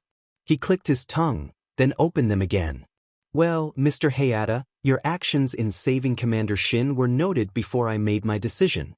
And yes, thank you. He paused. It'll count toward your severance package. You'll get a glowing recommendation. For janitorial work, that is. The storm's chamber pulsed with something older than sound. Silence returned, but it wasn't empty, it had weight, like a breath held across miles of atmosphere. Then, as if pulled by gravity not his own, Shin stepped deeper into the chamber. There were no walls here, not truly. Only shapes hinted at in lightning, thresholds wrapped in rain. At the center, the Storm Dreamer. It was not a beast, not in the usual sense. It was the shape of a god half remembered by drowning sailors, the fear behind old thunder prayers. Its form was ever-changing clouds that boiled with muscle, eyes that blinked from every corner of perception. The only constants were its weight and its hunger. Shin stood without raising a hand. His heart beat not in his chest, but in the air. You remember, the storm said or thought or dreamed. The voice came like the pressure before a downpour. Shin didn't respond. His eyes narrowed. He remembered too much. You are the one who reached, Storm Dreamer continued, clouds curling into spirals that echoed in thought. You came not with steel, not with fire, but with self. I came with questions, Shin replied. I still have them. And I have answers, the dreamer said. A gift in my name, a pact in my grace. You take my mark, and you will reshape the tides and spread my ties anew. Lightning arced across the chamber in threads that didn't obey physics. Shin could feel it, the potential. His own blood called to it. The power was real. And yet, he stepped back. I'm not ready, he whispered. The scene shifted and Shin stood at the edge of that impossible sky, weightless and yet burdened beyond gravity. Thunder coiled around him in symmetrical spirals, and from the vast dream coil of thought storms and phantom tides, the dreamer stirred. Its eyes opened behind lightning and pressure, and still Shin stood. But he did not speak. Not yet. Then, something changed. A breath, a flicker on the very fabric of the mindscape. The Storm Dreamer froze. Not in fear, but in calculation. Like something unexpected had stepped into an ancient script. And then, so simply that it should have broken all rules, Izuku was there. Not walking. Not arriving. Just there. A small boy, maybe 5, feet bare, green pajamas wrinkled at the knees, standing just behind Shin and blinking up at the sky with open wonder. Shin turned, heart in freefall. No, how did you? But Izuku didn't speak. His presence pulsed outward, not psychic force, not quirk signature, but something older. Around him, a shroud shimmered, embers suspended in air, burning without heat, tiny points of starlight, not casting shadows but warding them away. They did not soothe. They did not threaten. they protected. Like forgotten laws etched in the sky. The dreamer recoiled not visibly, but deeply, like lightning retreating back into a storm cloud before it strikes. Its gaze split across 3 eyes, then focused inward. Not on Shin. On the child. The tether to the forgotten, the dreamer said amusedly, the words ringing in thunder. You who stand, now weightless before me. You have no ground to stand on. Space will be your only and faithless fate. The dream trembled. The lightning spiraled tighter. Time itched. Then, as suddenly as he had come, Izuku vanished. No fanfare. No disintegration. Just absence so clean it was as if he'd never been. Only the faint scent of ozone and memory remained. Shin staggered, chest hollow. What did you see? He demanded. What did you recognize? But the dreamer's gaze was turned inward now, toward some ancient wound. Some star that once bled. Shin steadied himself. And he hesitated. The abyss stretched across the seabed of his mind like a scar in the world, older than oceans. In his heart, he imagined saying, I know what you offer. But I need time. But the dreamer's storm eyes saw through him. Saw the hesitation, yes, but also the memory. Within the dream coil of storms and thoughts that shouldn't be, the dreamer stirred not awake, but aware. Shin saw himself there. Not with weapons. Not with power. Only presence. I know what you offer. But I need time. The dreamer did not rage. It did not strike. But in that silence, Shin felt madness. Felt pain. Felt something vast and starless poised just outside his skin. Yet, in this vision, this dread the dreamer let him go. Madness pressed against his thoughts like a scream just out of range. Something vast and starless hovered at the rim of knowing. And still it let him go. The storm folded inward. A vast ripple passed through it, like a tide retreating. But the dreamer spoke. I see your fear. Shin looked up. You fear losing yourself, it said. You fear becoming to me. Shin's fists clenched. No. I fear losing them. The people who still remember me. The people who care. If you take my mark, said the dreamer, you will be unmade in the minds of all who knew you. All but one. Shin flinched. I'd, he whispered. The storm acknowledged. He who is now less than human, but holds humanity all the same. The pause. Then, yet, the child may see further than your face one day. Shin's blood ran cold. You saw him. I saw through him, the dreamer replied. And beyond. The chamber trembled. Shin took one step back, then another, but his legs began to tremble. The cost was everything. His name. His face. His memory in the world. He shouldn't take this deal, demand it. And yet he remembered the kaiju he could not stop. The city's burning. The boy with green eyes crying in a dream he didn't understand. Arms that tried to grab upward, looking for help, for anything. He looked up. I can't say yes now, he said. But I'll come back. The dreamer's wings lowered. Not in threat. In respect. The storm pulsed, not pleased, not angry. Just watching. When you are ready, I will be here. Dreaming. Waiting. As I have always done. Shin turned and walked back toward the entrance. It opened, not to reality but to the hallway where Ide and the researcher had once stood. But now, only Ide waited. No one else had come looking. As if no one else remembered there was someone to find. Shin was still blinking hard, knuckles white around the edge of the console. He'd only just stepped back through the breach. Reality felt paper-thin. Air tasted wrong. Drier than it should be. Storm dreamers scent electric, humid, ancient still clung to him like ozone after a lightning strike. Ide's projection flickered nearby, cycling calmly through Shin's vitals. No structural damage. Neural pattern within acceptable variance.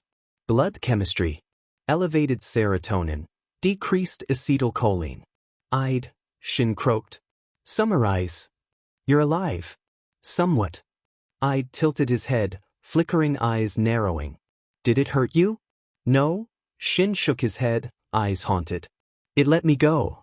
Ide's expression did not change, but the pause that followed was long. He folded his arms behind his back, voice softening as only he could. Curious. That doesn't match any known behavioral markers for an apex threat class. Especially not one predating planetary crust. Before Shin could respond, a hiss sounded from the hallway. Hydraulic. Too familiar. They turned just as the blast door opened, revealing Mr. Hayata, awkwardly holding a tray of nutrient packs and what appeared to be a mop slung over one shoulder. "Commander," he exclaimed brightly, as if nothing had happened. "You're back. That's wonderful. We were worried, you know." Shin stared. "I didn't."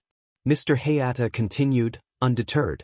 "I figured you might be hungry, so I brought, well, these. They're not fresh, obviously, but they're calibrated for rapid cellular repair and low gastric stress, so I thought." "Mr. Hayata," I'd interrupted, slowly. "Do you know who I am?" "Yes, sir. Your project director, I'd.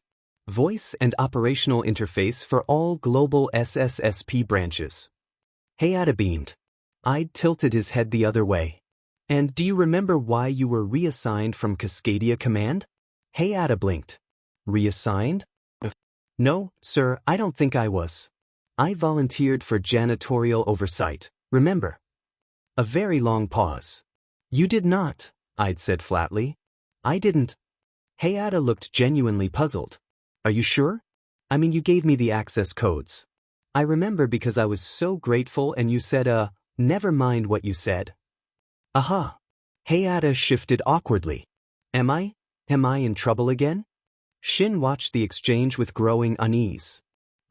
He said quietly. "This wasn't you, was it?" "No," I'd replied, voice devoid of modulation now. "This was petty." Shin muttered, "Storm Dreamer." "Indeed." There was a beat of silence. Then I'd turned back to Hayata. "You may resume janitorial oversight," I'd said wearily. "Just avoid any more proximity-based cognitive anomalies. And under no circumstance are you to re-enter the rift zone." Hayata saluted, almost dropping the tray. "Yes, sir." As he left, Shin whispered, "He really doesn't remember?" "No," I'd said. Which is impressive, considering the length of the disciplinary report I uploaded into his personnel record. "Isn't that a bit much?" Shin murmured.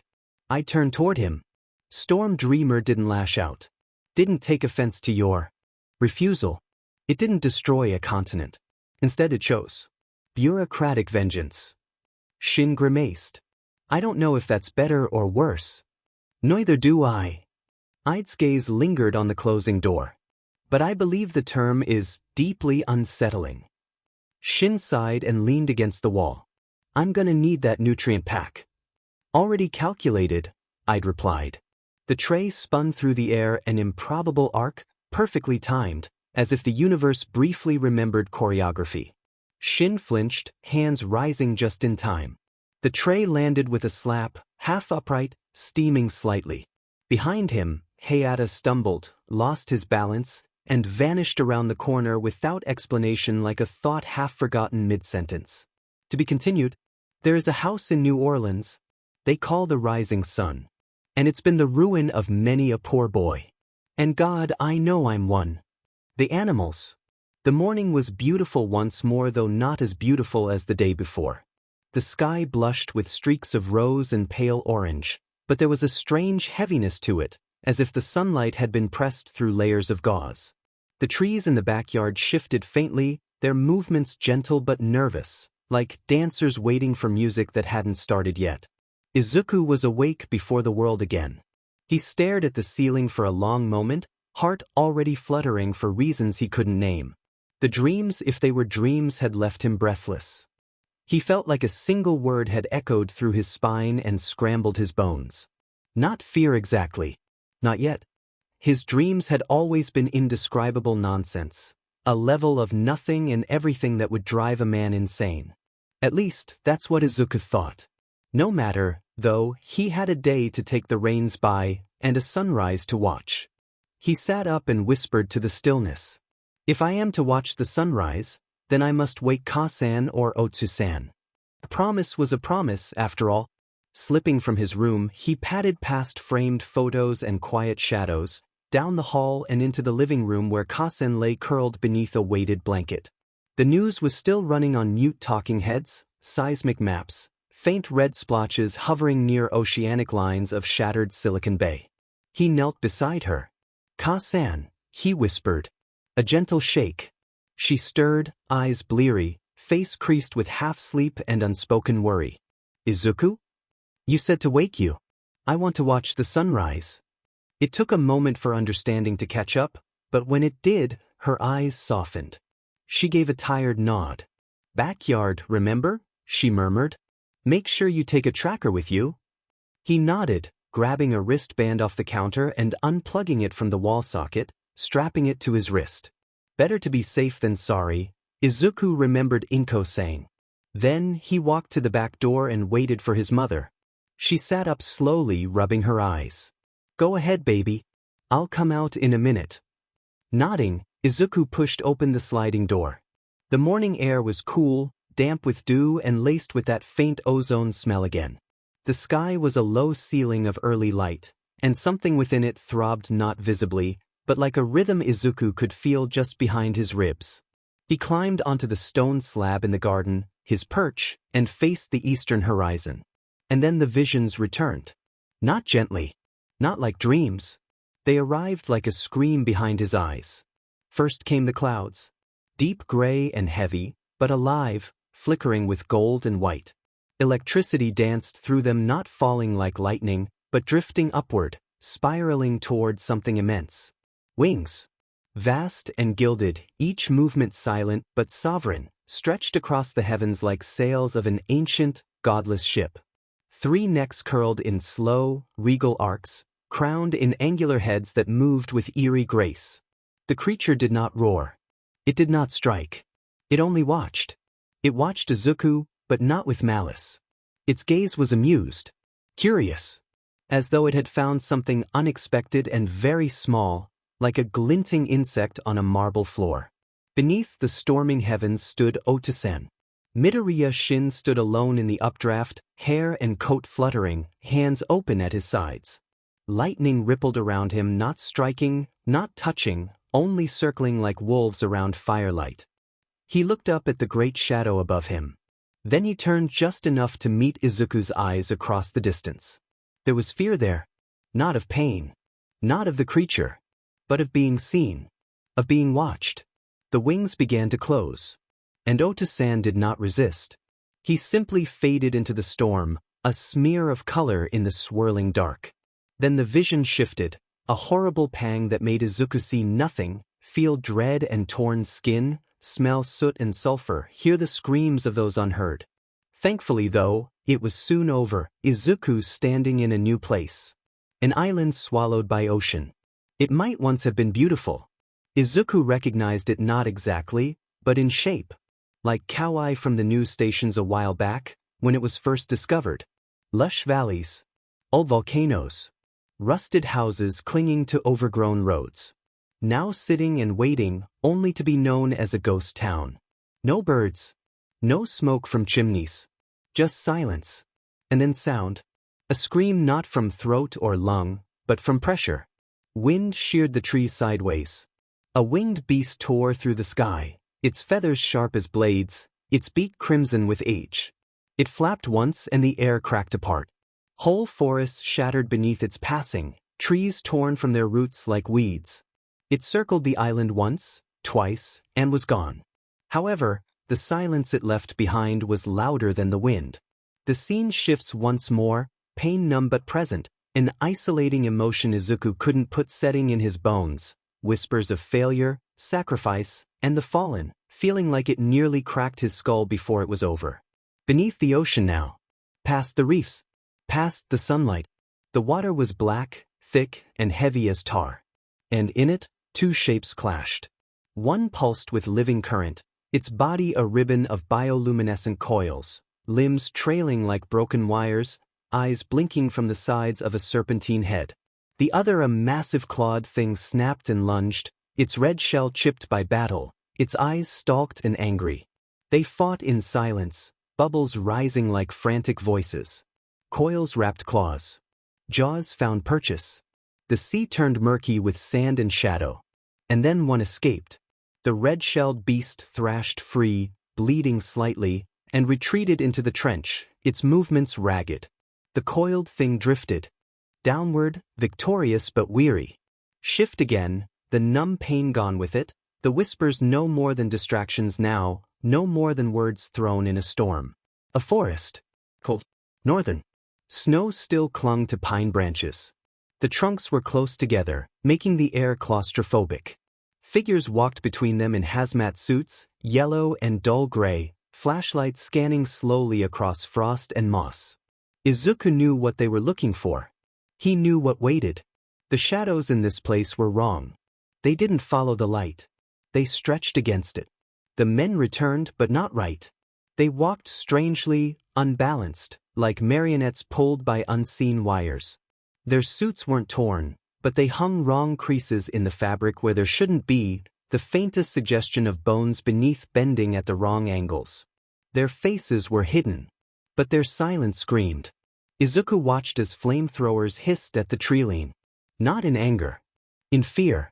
And he whispered, voice a ghost in his own throat. Vashta Narada. He had known their name before. He understood it better now. The sun had risen. The visions faded, not gone, but drawn back like teeth behind lips. He stared ahead, quiet, still perched on his stone. Behind him, the door slid open again. Izuku. Kasen's voice. He blinked. I'm here. She stepped out slowly, her mug trembling in both hands, and came to sit beside him. You all right? He nodded. She glanced up at the sky. Did you see anything? He paused. He thought of wings like cathedrals. Of eyes like suns. He thought of Oda-san looking back at him with fear. Thought of an island of a forgotten time, now ravaged by a bird-like kaiju in its mere wake. Thought of the deep-sea war of monsters fought with centuries between domination and territory in mind. Of trees screaming as they died, trying to shield its inhabitants. On the way the suits moved, horrifying and empty, a husk of what was. Just birds, he said softly. She sighed and sipped her tea. Izuku stared ahead and didn't blink for a long time. Behind his eyes, the storm still smiled, his father's face was still fearful. It hit him harder than any other. He needed to see his father. Was he all right? He's going to come back home, Izuku assures himself, inhaling deeply. He has too, right? Izuku was startled out of his thoughts as the Ultraman 66 theme rang out, a telltale sign of a call for his mother. Inko also jumped a little, then muttered a curse under her breath. She pulled her phone from her pocket and answered quickly. Midoriya. Yes. Oh. Her face fell. No, I understand. Thank you anyway. She hung up, rubbed her temple, and let out a sigh deep enough to empty her lungs. Who was it? Izuku asked quietly. The babysitter, she said. She can't make it today. Her little brother's sick. There was a pause, Izuku biting his lip and looking down in thought. He couldn't be without his mother today, not after whatever that was. Izuku tilted his head, trying to charm his way into making his mother bring him. Does that mean I get to come with you? Inko blinked, then let out a soft, tired laugh. I wish it were that simple. No, I have a meeting. Important one. Can't exactly bring a 5-year-old to SSSP Randi during an interfacility transfer. Sorry, Izuku, but I got to make a few calls, Inko said with a sad smile, picking up her mug and downing the last of the contents with a grimace and a sigh. It'll be a little bit, so can you prepare your breakfast? There's a little fried chicken in the fridge from Friday, if you're interested. Izuku nodded, but internally sighed. Kasen had never let him come to work with her or Ota-san, he really didn't know why it would change now. I'll prepare the chicken then, Izuku said, eyes down. It was simple preparing the chicken, just pop it in the microwave, then in the air fryer. No good to have soggy, breaded chicken after all. Though the current problem was with his mother, who was slightly panicked, milling about the living room, calling random people. Currently 5 and counting have failed or something similar. Oh, Bakugo-kun has a fever? I'm sorry, Inko said in a patient voice, but her body language all said otherwise. She currently sat at the coffee table, heel tapping with her fingers and said coffee table in time, tapping out a 4-beat with her foot and triplets with her fingers. I understand, Mitsuki, and thank you for picking up this early in the day. But, yeah, bye, talk to you later. Inko finished the call and sighed, running her hand through her hair. Okay, maybe the Kusuas? No wait, that was the reason I had scheduled that babysitter. They're out of town, in England for their son, Inko murmured, biting the nail of her thumb in anxiety. Maybe the dash. She nearly scrolled past a number that simply said brother before she shook her head. No. Never, she muttered with a distinct anger in her narrowed eyes. Okay, panicking won't get us anywhere. You have work in dash. Her eyes widened as her thought finished, looking at the clock on the wall. She nearly swore as the clock read 7 a.m., leaving her with a split-second decision. Work was at 8 a.m. with an hour drive to get there without traffic. She couldn't delay. Izuku! Inko called, standing up quickly and power walking to the kitchen to find Izuku washing his dishes. He blinked and looked at her with a confused expression. Prepare food and yourself for today, you'll be going with me to work. Izuku's eyes nearly popped out of his head, startled by his mother's words. Yes, cousin, how long will we be there? Actually, I'll prepare the food, you get ready, okay? Inko said, strutting to the fridge, opening it and grabbing things out of the fridge quickly. Clothes and something to do, we'll be there for about 8 hours, but it's likely to go over that. Izuku said, yes, will do. And darted out of the room, excited by the prospect of finally seeing his mother's work. Inko sighed, smiling at the sight of Izuku being so excited, but grimacing at the clock again. She couldn't be late to this meeting, too much was on the line with it. She needed to be there. Using her quirk to float the ingredients of eggs, bacon, pancake mix, milk to the waffle maker, she began to make and mix the pancake mix mid-air while pulling out her phone and dialing her husband. It took a few rings, but eventually the line clicked, the bleary voice of her husband asking, hello? Inko nearly dropped the pancake mix, but her quirk caught it just in time, the mix starting to thicken, her quirk laying the bacon on the pan now on the lit stovetop. Shin? Are you okay? Were you asleep? You're never asleep at this hour. There was a mission last night. It was the Mediterranean outpost. This time, the pancake batter did slip out of her quirk, landing all over the open waffle maker, making her curse. She quickly picked it back up and filled the waffle maker, closing it. Shin began, a little bit more awake. Is everything okay over there? It's fine, just my quirk. Making pancakes for me and Izuku. Don't you have to work in like an hour? Shin asked with a yawn. You've been complaining about the drive there ever since we moved. That's why I'm calling you, Inko answered. Can you pick me and Izuku up and speed us to work? There was a pause on the other line, shuffling sounds ringing through. You're taking Izuku? Shin said, suddenly wide awake. Inko sighed as her quirk opened and grabbed the waffle inside the waffle maker, putting it in a Ziploc bag, then filling the waffle maker again. She flipped the bacon while saying, the babysitter I hired had to quit at the last second due to her brother being sick, Inko muttered. I understand, but it's made this morning hell. Mitsuki's son is sick as well, and the Kusuwas are in England. Well, Shin started slowly. You could bring him to Dash. No. Inko screamed with fear, the remaining batter exploding against the wall. She cursed again while regathering the batter. I'm sorry, I didn't mean to explode on you, honey. It's just me. I can't do that to Izuku, Inko breathed out, tears entering her eyes. Silence prevailed on the other line before Shin started again. Inko, they've changed Dash. Shin's sigh was audible with its sadness. I understand, Inko.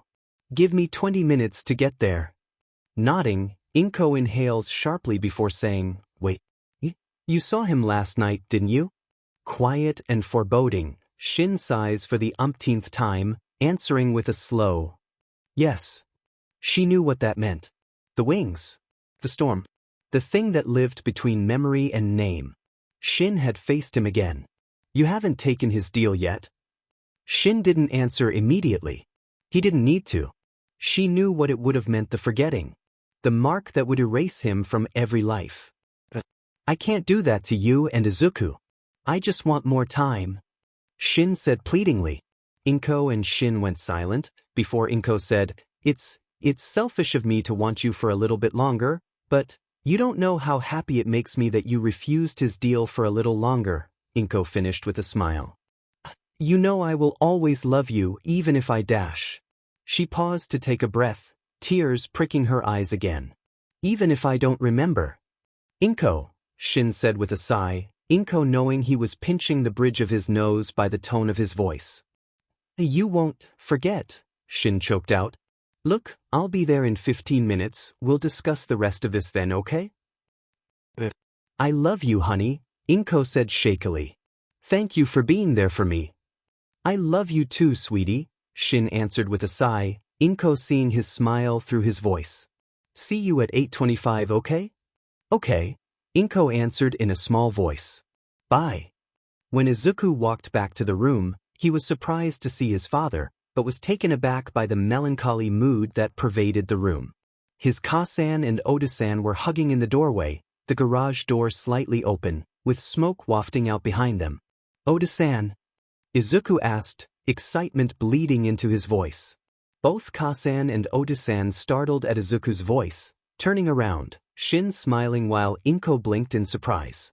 While Shin looked just about half-dressed, with unkempt hair and sleepy eyes, Inko was the complete opposite, being well-dressed in slacks and a dress shirt, a lab coat with a name tag and badge in the front left pocket. Izuku? Shin asked, moving around Inko to pick Izuku up. How are you doing, son? Are you feeling all right? My absence this morning didn't rattle you too hard. Izuku blinked and tilted his head. Skydon rattled me more than you not being here. How could you shake me without your presence? It's a turn of phrase, Izuku, Shin muttered, flustered and sullen by his son's response. Turn of phrase? Well, Inko said, going to pick up a bag from the kitchen, we'll need to get going soon. Oda-san has his job to get to, and I don't want to be late. Are you ready for today, Izuku? Yes. Have you prepared yourself, used all your toiletries? Yes. Have you got something to entertain yourself while you're there? You're going to be alone for most of the time. Yes, I have my notepad for quirks and a notebook for science. Okay, just don't go wandering around, this place is dangerous. Now, that's everything. I got the food, got my badge, dressed for the occasion, okay, ready. To be continued. As soon as you're born they make you feel small. By giving you no time instead of it all. Till the pain is so big you feel nothing at all. A working class hero is something to be. Working class hero, John Lennon. The door slid open, and all three Midoriyas froze. This wasn't Tokyo. Wherever they were, it wasn't meant to be the exit, but it had a terminal for Otosan's quirk-based travel. That meant it mattered, though Izuku couldn't yet tell why. It was raining like Izuku had never seen it rain before. Rain slammed down from the sky, not falling, but dumping with a force that could break limbs. He could almost see a building in the distance, but nope, no distinct features he could see. Honey, Inko started slowly, where are we? Shin frowned and squinted before he sharply inhaled. Sure. Hey. Inko pinched Shin hard, gesturing to Izuku, a look of murder on her face. Izuku tuned them out. The storm outside had him transfixed. Squinting, Izuku saw green shapes that came to a point at the top, but they were too distant, too ambiguous. Those shapes could be many things, like tents or some weirdly shaped walls. Izuku couldn't tell. Inko, I'm sorry, but I can't get you back to Tokyo right now, the boss will understand, Izuku heard distantly. Look, if they give you flack over this, tell him that Shin looked over at Izuku with a pensive look. Inko exhaled, shaking her head in disapproval while her eyes remained on Shin. If it comes to that, Inko started, anger permeating her voice, then I'll tell the boss it's your fault, and that you are taking 100% liability. Well, I don't know about that, Shin. Started with a flippant tone, but slowly turned into a small, meager voice with his wife's terrifying stare. Clear, Midoriya Shin? Inko asked, tone cold and distant. Crystal, Shin answered miserably before looking outside and sobered. Look, Inko, I need to get going. Something is wrong with the outpost. I'll send for you and Izuku in a little bit, but you might miss your meeting online as well, Shin said hurriedly while he grabbed a few random bags from the wall and ceiling compartments, shoving them into a hexagonal mini-shuttle box embedded in the floor. With a flick, the box turned to light and spun into a shield above his head. Izuku walked back to his mother while Shin walked to the door, looking back at the final second to say, "Izuku, you stay here and protect your mother for me." Izuku nodded with a tinge of worry entering his chest. Shin smiled. "Be back in a blink." He had, in fact, not been back in a blink. It was a small, treaded robot with a hologram projector on top that had found them 10 minutes later.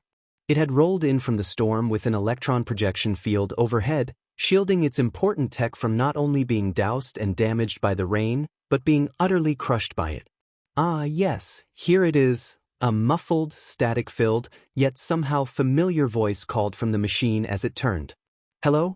Anyone in here? Did they There you two are." I almost started panicking for a second. Izuku blinked and tilted his head when the projector started up, a projection of a man with thicker-than-average eyebrows, a cleft chin, blue-tinted brown eyes and black hair that was somewhat matted looking with a droopy nose. His cheekbones sagged slightly, giving him a tired look, but the small smile he wore was warm and oddly confident. Everything about him glowed faint blue, the telltale hue of a hologram. From the top of his likely beige pants to his probably navy blue dress shirt to the maybe white lab coat. "I'd," Inko said in astonishment. "You're here on this post too?" "Inko, darling, I'm in every outpost," I'd said with a prideful if not knowing tone. That was before pursed his lips and waved his hand in the air like he was clearing smoke, bobbing his head from side to side. "Well, except for Hong Kong.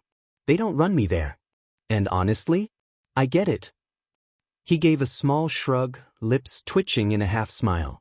"They've got their own way of running the ship, as they say." It made Inko snort and roll her eyes, but tensed a little. She remembered the last time she was there, needing to be saved by Shin. No ounce of her wanted to go back nor remember that experience, not for the knowledge, not for anything. Izuku blinked at the name, searching through his repertoire of information residing in his brain, looking for the name's importance. "Where is it from? Wait a minute." Izuku's mind came to a screeching halt. "Wait, Kasan," Izuku called. Inko said, startled out of her memory, not used to her son speaking so abruptly. "What is it, sweetie? Is this the Mitsuhiro I'd?"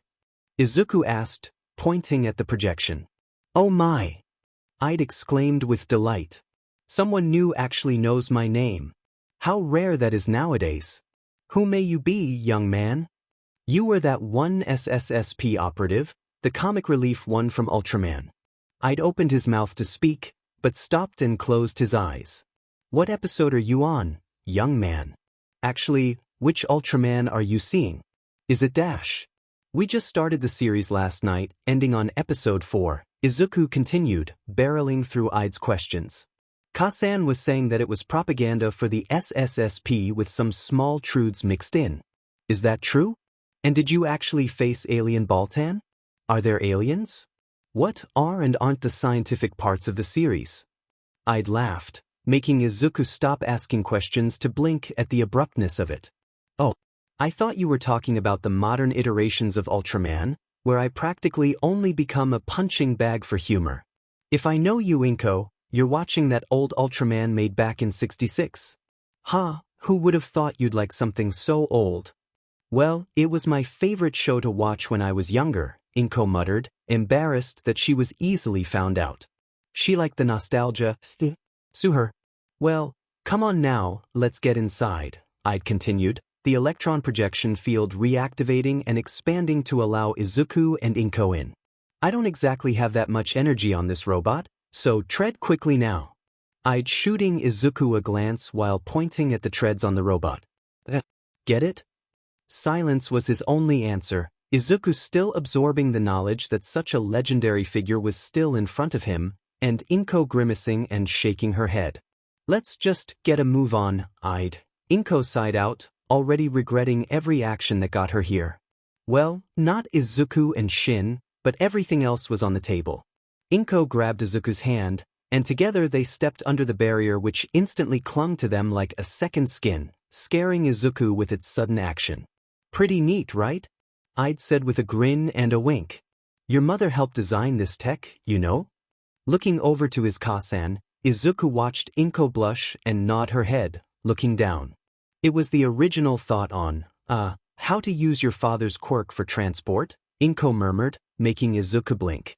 Of course, it failed, but a small team kept developing it, building outward from the original design, and now, well, yeah, Inko finished, sticking her hand out in the pouring rain. The rain was repelled away like a perfect split in a waterfall, yet Inko's arm didn't sag from the weight of the water. Izuku's mind was blown away for the second time that day. His mom helped develop that? That meant she was one of the top scientists in the SSSP if this tech was so exclusive. Wait, was this tech exclusive? Hey, Mitsuhiro-san. Is just fine, young man. San, how expensive is this? Well, started, cupping his hands together, it's not really for sale. Though we use it like this, it's still technically an incomplete project. Also, we don't really sell that much of our equipment. Too much demand and villains to do that, even with background checks. Anyways, fun time's over. This bot's got maybe 5 minutes before it turns into a paperweight. Finished as his hologram deactivated. So began the trek to the building. It was odd how weightless the field made Izuku feel. Izuku held his hand up into the storm. Water slammed against his arm, but he didn't feel it at all. The rain felt weightless to him, but he wasn't weightless to it. It still roared, still fell.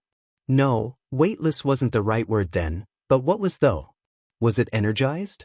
No, he felt the same for the most part. There was just a slight buzzing sensation across his skin. No, the right word must be boundless. Like the surface of stars, where heat and light escape, yet remain ever-present. Like the pressureless regions of mountain tops. That was how he imagined he felt. He wondered, just briefly, if his father felt this way every time he vanished into light. It certainly wasn't the way he felt during said transformations, though. Izuku, I recommend you be careful with moving too much, Ide's voice rang out, startling Izuku out of his thoughts. The field may hold strong now, but moving too much will disrupt it. We don't want to get wet now, right? Izuku nodded slightly, but looked at the pointed green blobs from before. Now he knew his assumptions were incorrect, recognizing these trees to ones in the background of his father's photos in the hallway. Aren't these American pine trees? Izuku mumbled out. Well, they aren't exactly called that, but you aren't wrong either, Ide said, his robot still rolling forward. Inko closed her eyes and sagged forward, muttering, We're in America? How did he mess up that badly? That's actually my fault, Ide said in a sheepish voice. Recently I had noticed that, while Shin can navigate the shuttle system, an electron projection field, like the one we're using right now, when placed near his exit points, would immediately affect his direction. I figured this out yesterday with my version in the Mediterranean outpost yesterday while studying Nirona. So it was you. Inko snapped, jabbing a finger at the bot like it owed her rent. I'd stopped momentarily before he started up faster again, saying, Actually, we should get out of the rain faster before we talk more. Come on, you two, let's hurry up. The rest of the walk was silent. Izuku noticed details that confirmed where they were. From the star and meteor symbol, to the large, well-supported building. The reason for this matter was that Izuku had never seen buildings with that much support or with that symbol without it being. The SSSP? Are we in one of the outposts? Izuku asked in amazement. Wait a minute. That means Oda-san wasn't just studying history, but protecting it. But why wasn't Oda-san working at the Hong Kong outpost then? Isn't that where every known piece of history lay? You are quite right, young man. Yes, your father does in fact both protect and study the history of the world, just not in the usual ways, I'd remarked, the three reaching an open doorway in front of the SSSP outpost headquarters. You see, a lot of history also remains in the kaiju themselves, whether that be by mythology within old texts or otherwise. Not literally, of course, most of the time. And you're also right about your dad not working at the Hong Kong outpost, Ide continued as they entered the building, the bot continuing along with the hologram reactivating. It was dark and quiet though. Too quiet. It made Inko tense, getting suspicious of the events now. That's because your dad works, he dashed. The voice box in the bot grew steadily deeper and weaker, the bot slowing down in coordination as well as the hologram flickering in and out, before it stopped altogether. I'd? Inko asked, tapping the robot's side with her foot. Both Izuku and Inko were disturbed by the sudden absence of I'd. The outpost was currently very dark, the light limited to the dark and rainy outside sky, the only sounds the stomping and kicking of the rain. The building smelled clean, but the air was stale and unmoving. It could be a trap. Inko thought worriedly. This outpost may be taken over. They may have figured out Shin's quirk to trap him here, and now we're the unlucky ones. But wait, I'd acted exactly the same as I've known him. No, they could have hacked him, sabotaged his AI to lure us in. This is just like Hong Kong again. Inko felt fear, a pure panic that made Izuku feel anxious just by being too close. Ka-san, is everything okay? Where did I go? Then, Inko's eye hardened as she slapped her cheeks. No, I won't let Izuku go through this. There may be a tracker inside the robot. I can use the internal tech to recalibrate and avoid the current attacker's leadership. Inko looked to the wall to see a fire extinguisher, quickly going to grab it, swinging it above her head to swing down and break the bot in front of her. I'm sorry, I'd, but this is for our safety. Please don't do that, Inko. That's very delicate equipment, I'd called out as his projection materialized from the floor and ceiling. Ah, that's much better. I'm whole now. Got the bottom part of my legs and feet. Inko yelped at the sound of I'd's voice, dropping the fire extinguisher with a loud clang that made Izuku flinch. Yet, I'd's appearance made Izuku thankful as he watched his mother breathe out slowly, the tension melting off her like steam. He hadn't realized how scared she was. Maybe the setting was a reminder of something worse? Sorry for leaving so suddenly, Inko. It appears my calculations for the bot's battery were incorrect, I'd said before tilting his head and furrowing his brow. Actually no, it was correct. 5 minutes exactly. Well, semantics. Still, I apologize. Inko made a face somewhere between a smile and a grimace, picking the fire extinguisher and setting it back in its place. Actually, I'd began, looking away in embarrassment. Can you too grab that bot and bring it with us? It's light, so don't be worried about that, but I want to get it charging as soon as the power comes back on. Izuku immediately went to pick the bot up, doing it without a problem, making I'd nod. Strong young man, huh? Must make your parents proud. Izuku blushed lightly with a small smile. I think I do. Like mother, like son. You really do act like Inko, just as Shin says. They began to walk down the corridor, I'd still talking to his Ka-san. Yeah, unfortunately, all the power had to be directed to Randy here. The current test subject is, volatile to say the least. Honestly, I'd rather test it on a kaiju, but it's not ready for that. Izuku began looking into the bot's hologram project, noticing its bowl shape and grid pattern. He'd seen other hologram projectors before, but that looked like this. That's an old hologram projector model, by the way, I'd added, watching Izuku out of the corner of his eye. Hologram projectors just went on sale for the SSSP, like, a couple of months ago, but people didn't like the fact everything was tinted blue.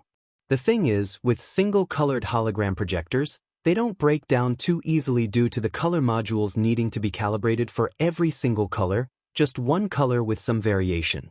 So while the singular color holograms need to be replaced every 5 decades or so, the colored ones die in 5 years. I'd like to make the colored hologram projectors better, but it's a quick buck novelty that probably will last those 5 years alone. Izuku blinked at the information, finding solace in I'd. Another person who was obsessed with learning. What could he learn from this person?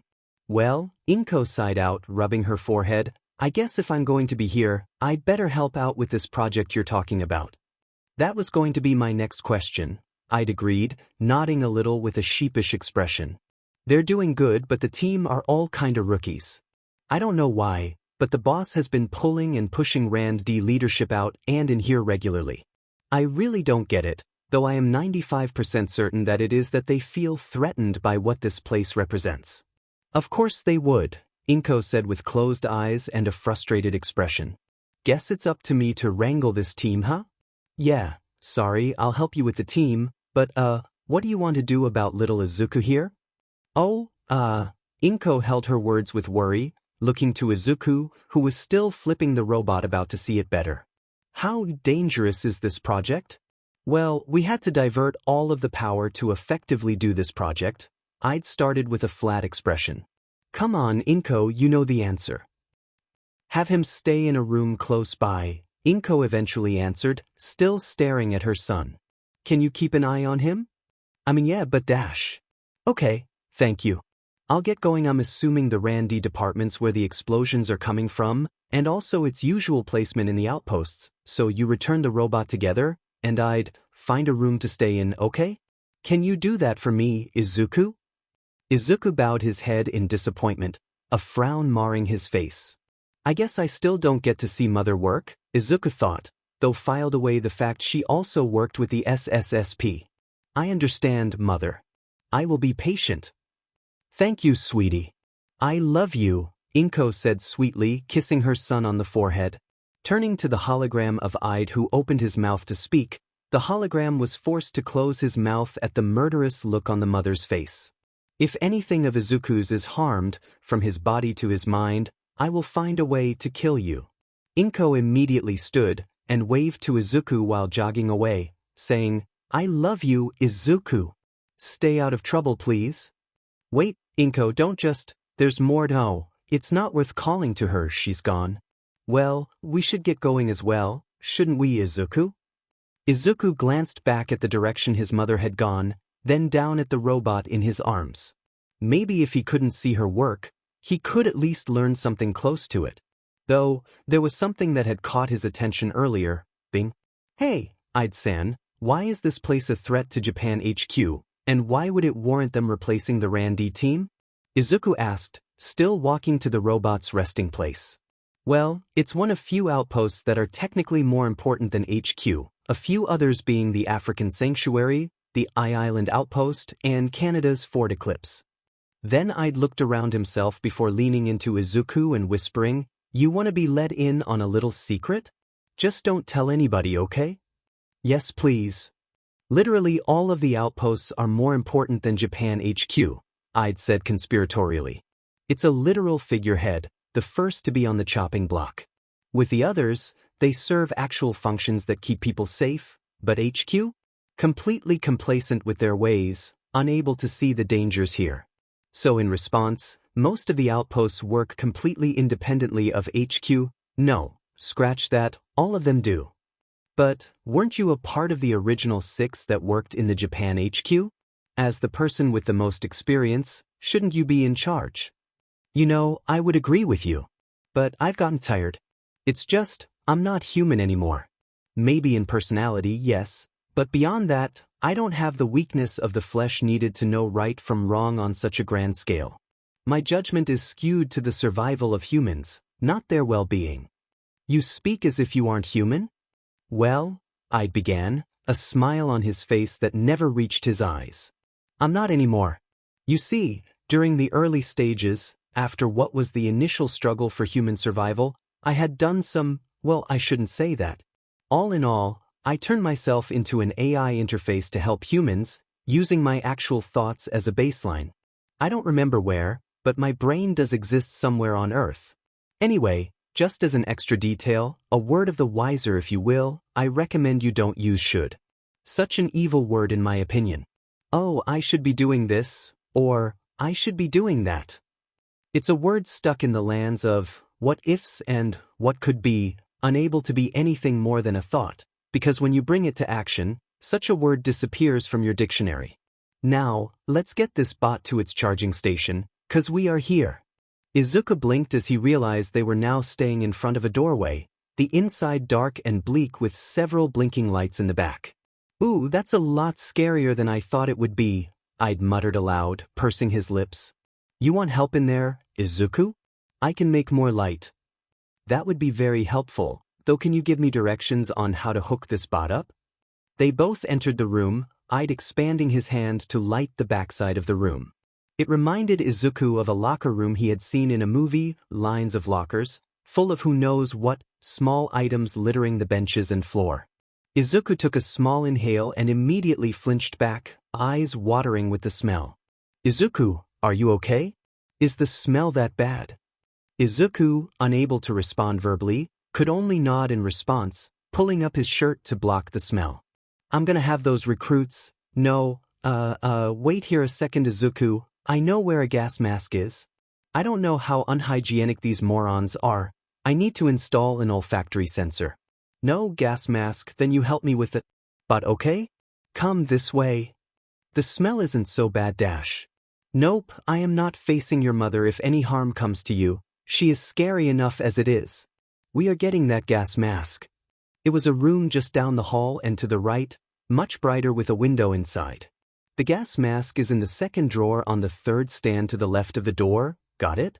Nodding, Izuku entered and moved to said stand, and opened it to find a multitude of items. I'd-san. Yeah, oh, sorry, these are miniature capsules, all of them are gas masks. You just need to pull on the pin to the left when holding that small cup part to the tip of your nose. Be warned, they are fast and will wrap around your face, so brace yourself. Izuku gulped and pulled said left pin for nothing to happen. But why isn't, oh Izuku, it needs to be touching the tip of your nose. Startled by Ide-san's exclamation, Izuku stumbled and the capsule clicked against his nose. The effect was instant. With a hiss and snap, the mask unfolded over his face, too fast to react. He yelped, flailing backward as it sealed. Oh my goodness, Izuku, are you okay? I'd called in terror. I'm sorry, Izuku, that was my fault. It may have been better to tell you how fast it was. Let's just get back to the locker room. Okay, I'm going to need you to find the second charging station on the right wall, then pull out a bundle of 3 cords that look like they end in a chainsaw, a hook, and a fork. Izuku looked to the right wall, where he found deviants in the wall, all numbered 1 through going to the second port. Izuku looked for the cords for a second before he looked up, seeing them hanging from the top, which made him sigh. Izuku looked to the side of the wall to see a bench, giving him an idea. With a running start, Izuku bounded off the floor and onto the bench, which broke under his weight. Is everything all right in there? Fine, but the cords are on the top of the port. I'd walked closer and looked up, his face deadpan. I should have just designed this facility myself. So much for trusting American infrastructure. To be continued. Watch out. You might get what you're after. Cool babies. Strange but not a stranger. I'm an ordinary guy. Burning down the house. Talking heads. So, Izuku started in a muffled voice, staring at the broken bench and feeling his face heat up in pure embarrassment. How are we gonna get the robot up there? Oh, and does the robot usually just hang there? Or they're supposed to lower automatically assuming we're not in total blackout mode. Which we are, I'd mumbled out, stroking his chin. That reminds me, Izuku said, knocking Ide out of his thoughts. How are you still active even with all the power off? Oh, I'm not really supposed to tell people that, young man, Ide said with a chuckle. But what I can and will say is that my power source never comes from the SSSP outposts themselves.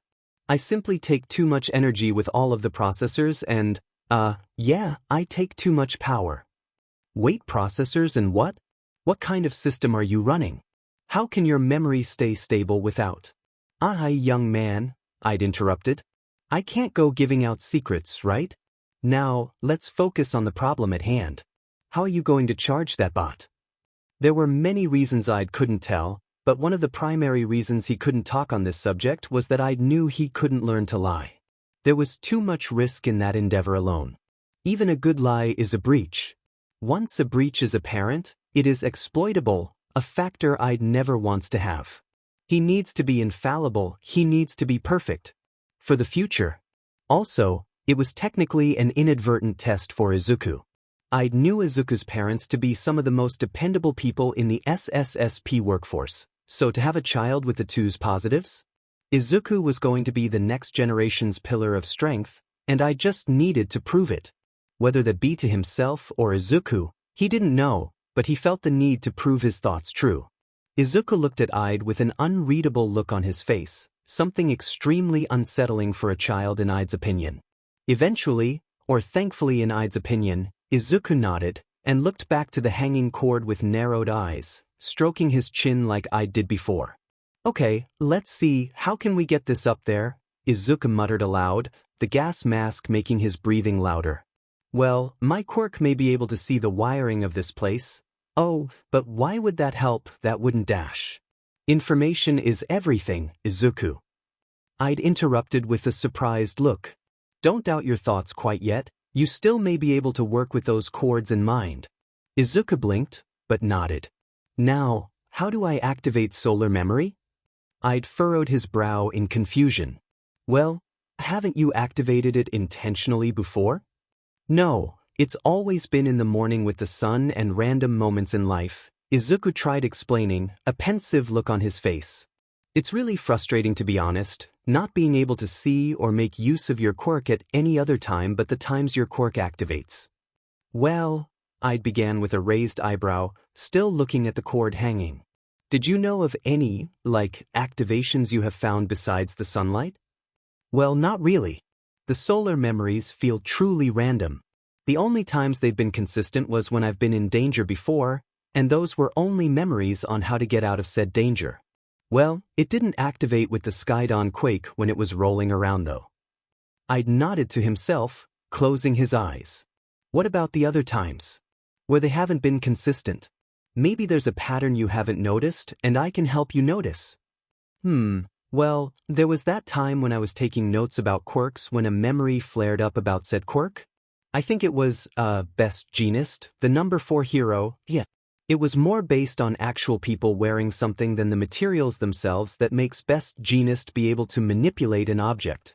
In the memory I got, there was this one villain that was wearing a trash bag for a mask and dash.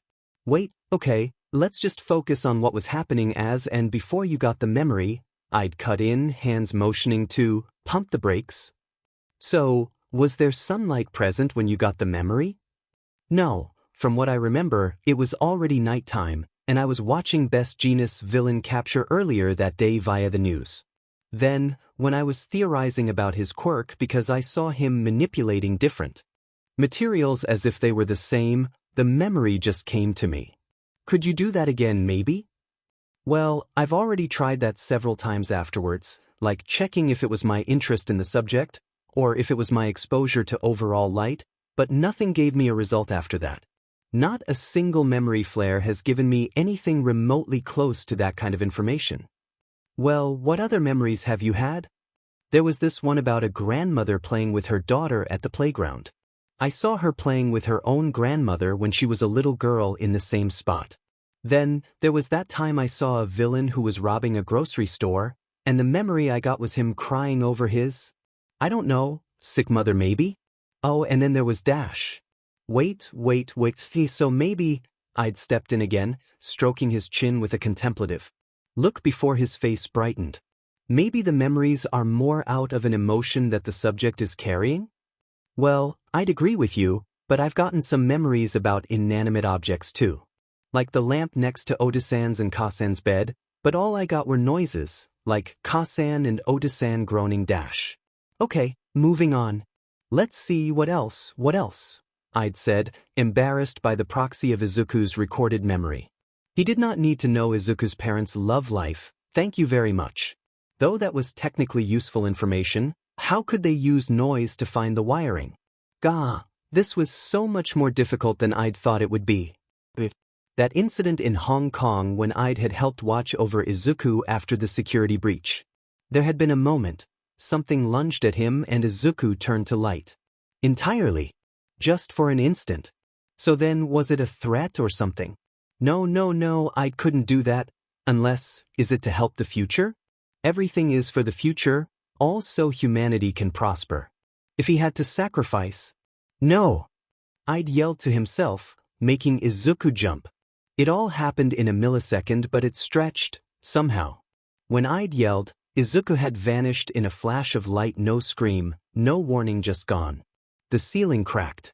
Something thudded above. Ide's holographic eyes widened. The hole in the ceiling was massive, nearly 5 square feet across. Far too big for comfort. Oh my goodness, Izuku, are you okay? I'm sorry for yelling, but are you hurt? Give me a second, I'll be up there, just stay there. I didn't even, are you okay, Ide-sen? Why did you yell dash? It all hit Izuku at once. A solar memory flared with venom, causing Izuku to hold his head in pain. Yet, there it was, the wiring coming straight down the wall right beside him.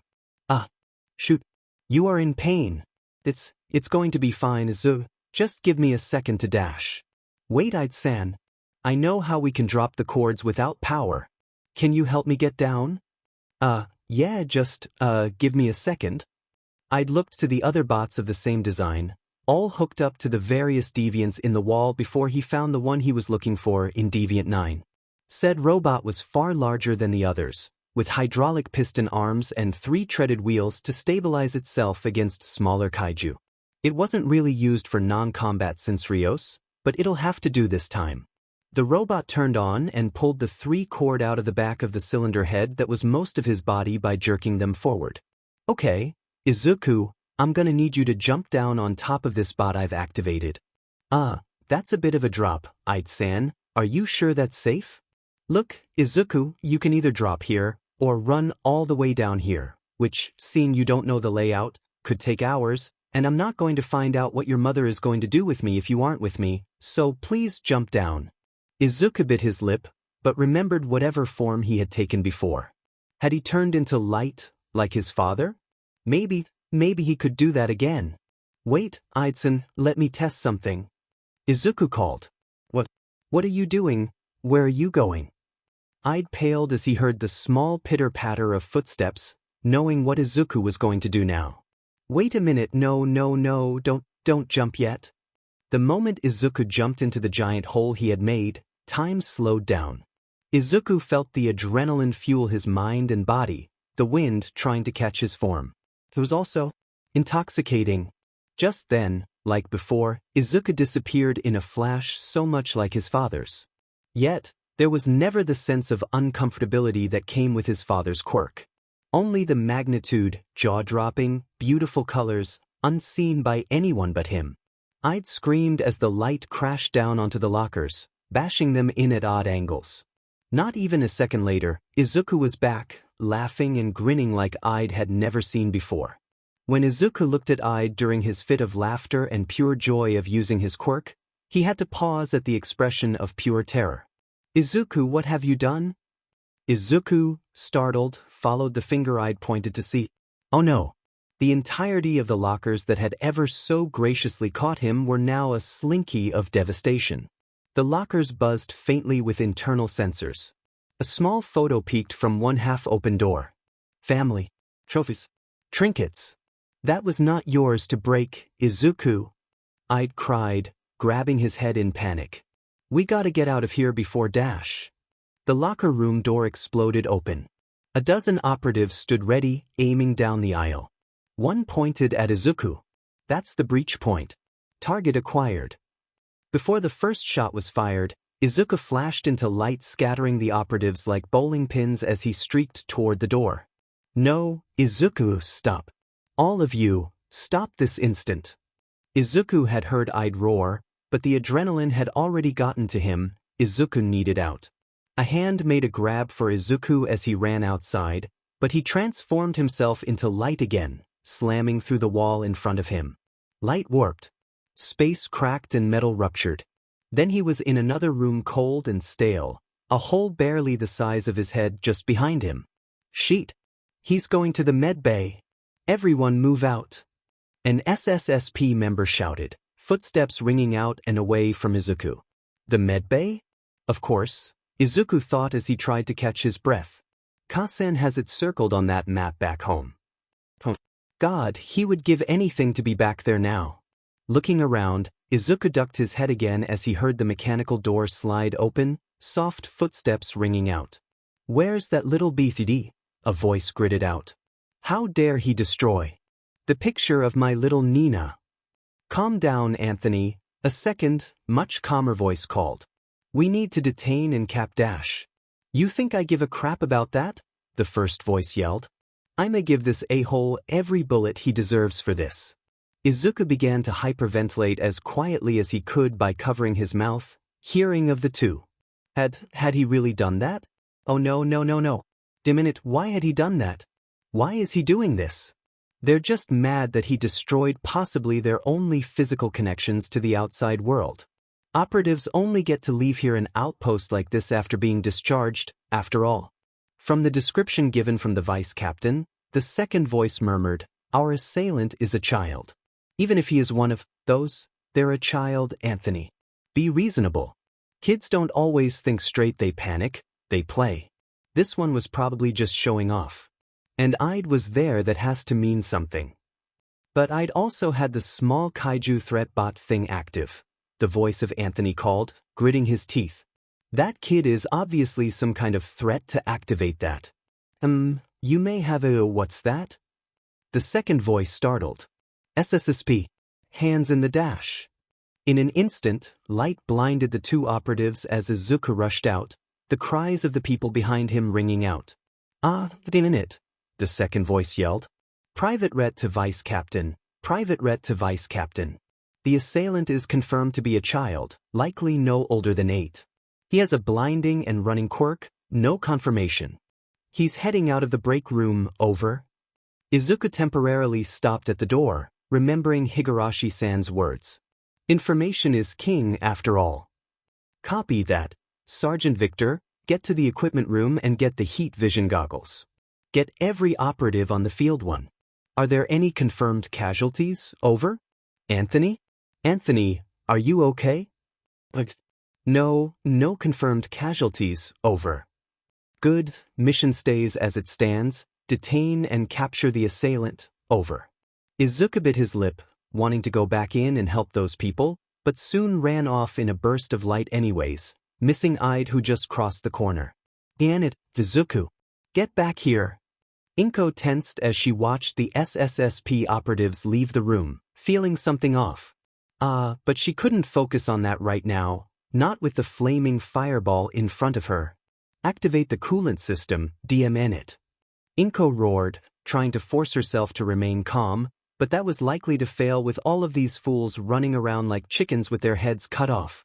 Why did she have to be the one to do everything all the time? Just why? Looking down as the room's fans started up, she groaned as the water that gushed out from behind the fans immediately turned to steam, not even making contact with said fireball. Inko could now only tap her foot and bite the nail of her thumb in thought. Screw it, Inko decided, standing up quickly and power walking to the door. It may be dangerous, but there was no other way. Dr. Midoriya, wait, a younger failure of an R&D scientist screamed out, Inko deftly dodging his jump of desperation to keep her there. Don't just leave us, do something please. I am doing something, you fool. Tell me, I know this place has distilled water around here, where is it? But dash. Tell me where it is, or we're all dying, god damn it. My son is in this building, I am not letting this continue. Where? Distilled. Water. We just used it. It was the coolant system. A drop of silence as Inko turned to face said scientist, a face of pure disappointment overshadowing the man's horror. The only answer she gave was to walk out of the viewing platform, leaving the rest of the R&D scientists. Did she just leave? We're all gonna die. Inko rolled her eyes and ran down the corridor to the testing facility. I will never understand why the hell these were built right in the middle of an outpost, she thought with anger, punching in the pin to open said facility. She was greeted by the ball of fire from before, looking up to see ventilation, making her almost scream in frustration once more. Instead, she breathed deeply and held her arms out, fingers outstretched, like a composer ready to deliver their greatest piece. The flame shifted as if knowing another was there and watching what she would do. Closing her eyes and displacing her anger and panic, Inko breathed in deeply and let everything else but the fire and water bleed away from her. Inko grabbed the air and pulled the steam in the air and vents, transforming it into its previous liquid state of matter, hovering above the fireball, collecting and biding its time. She squeezed her eyes more tightly as she slammed the water down on the fireball, a wave of steam erupting and clouding the area. Everything remained quiet for those few moments as Inko stood and breathed deeply before she collapsed onto one leg. It had been a while since she had to use her quirk in such a way, transforming steam back into water and keeping it as such till the fire was out. God, she needed a break now. The steam parted. A silhouette emerged, tall, scorched, armor clinging to him in awkward patches. Coughing was the only sound that broke the tension, as a now semi-naked man appeared from the steam, random pieces of armor covering his legs, privates, shoulders, and neck, stumbling out of the cloud, a small grin on his face. The man had a square jaw, the rhombus-like freckles of Izuku, and wavy black hair with the black eyes to match. Inko blinked once, twice, then groaned out loud. Not again. Sorry about that, Dr. Midoriya. I kinda lost. Ow, ow, ow, oh, I get it. Let go of my ears, that hurts. Goddammit, this. We've lost nearly 40 hours of valuable research and resources because you couldn't keep your quirk in check for 5 more minutes. Now look at you. Embarrassing. Inko pinched the bridge of her nose. I swear, next time I'm letting you burn the place down. To be continued. I woke up in a Soho doorway. A policeman knew my name. He said, "You can go sleep at home tonight? If you can get up and walk away." Who? Shin decided that the higher-ups were dead to him. From the kooky, old, wisecrack of a monkey that is the Minister of Defense, to the head honcho herself. Which was a shame, he did like said Minister of Defense, but this? Dropping this into his lap, during a sensitive time like the migration season? Thing unforgivable. Sitting in front of his desk on the top floor was the miserable Rand D. Science Corps and his wife. His anger was palpable, nearly an aura around him, yet he sat still, arms crossed as he stared at the Rand D. failure of a scientist in front of him dead in the eye. You mean to tell me that you redirected all power from the facility to the Rand D. lab, just to test this armor? Well, yes, Dash. I'm the one doing the talking and you'll speak when I say so. So, if I dare ask, where was all of this power going? It's the ventilation and failure protocols, sir. Which, if I am hearing correctly, failed? Why, sir? And so, Dr. Midoriya stepped in to stop the experiment due to the failure. Yes, sir. So, Shin began with a sigh, closing his eyes as his hands clenched, released, and clenched again. Who gave the green light on this? No, don't blank now. Give me the name. Who gave the green light? Shin said softly, eyes digging into said scientist's soul. But Dr. Midoriya shouldn't have interfered. Another colleague in this class of failures arrogantly started, making Inko, who was in the corner, raise an eyebrow. This isn't her Dash. Silence, knave. And so silence there was. Inko said nothing. She just crossed her arms and watched the scientist with the kind of disappointed glare that made grown men forget their courage. Shin breathed deeply after a second, hand coming through his hair. I told you to give me the name of the person who green-lighted this. I didn't tell you to bad-mouth the person who just saved your life. Shin stood, circling them like a shark drawn to incompetence. Now, I suppose, as previous members of other outposts and being of the Rand D personnel, you haven't had the talk yet? A couple of the brigade of oxymorons began to laugh at each other silently, which made Shin turn slowly with a devilish smirk. Oh, you think it's funny, huh? The two clammed up, before nodding embarrassedly, making Shin sigh.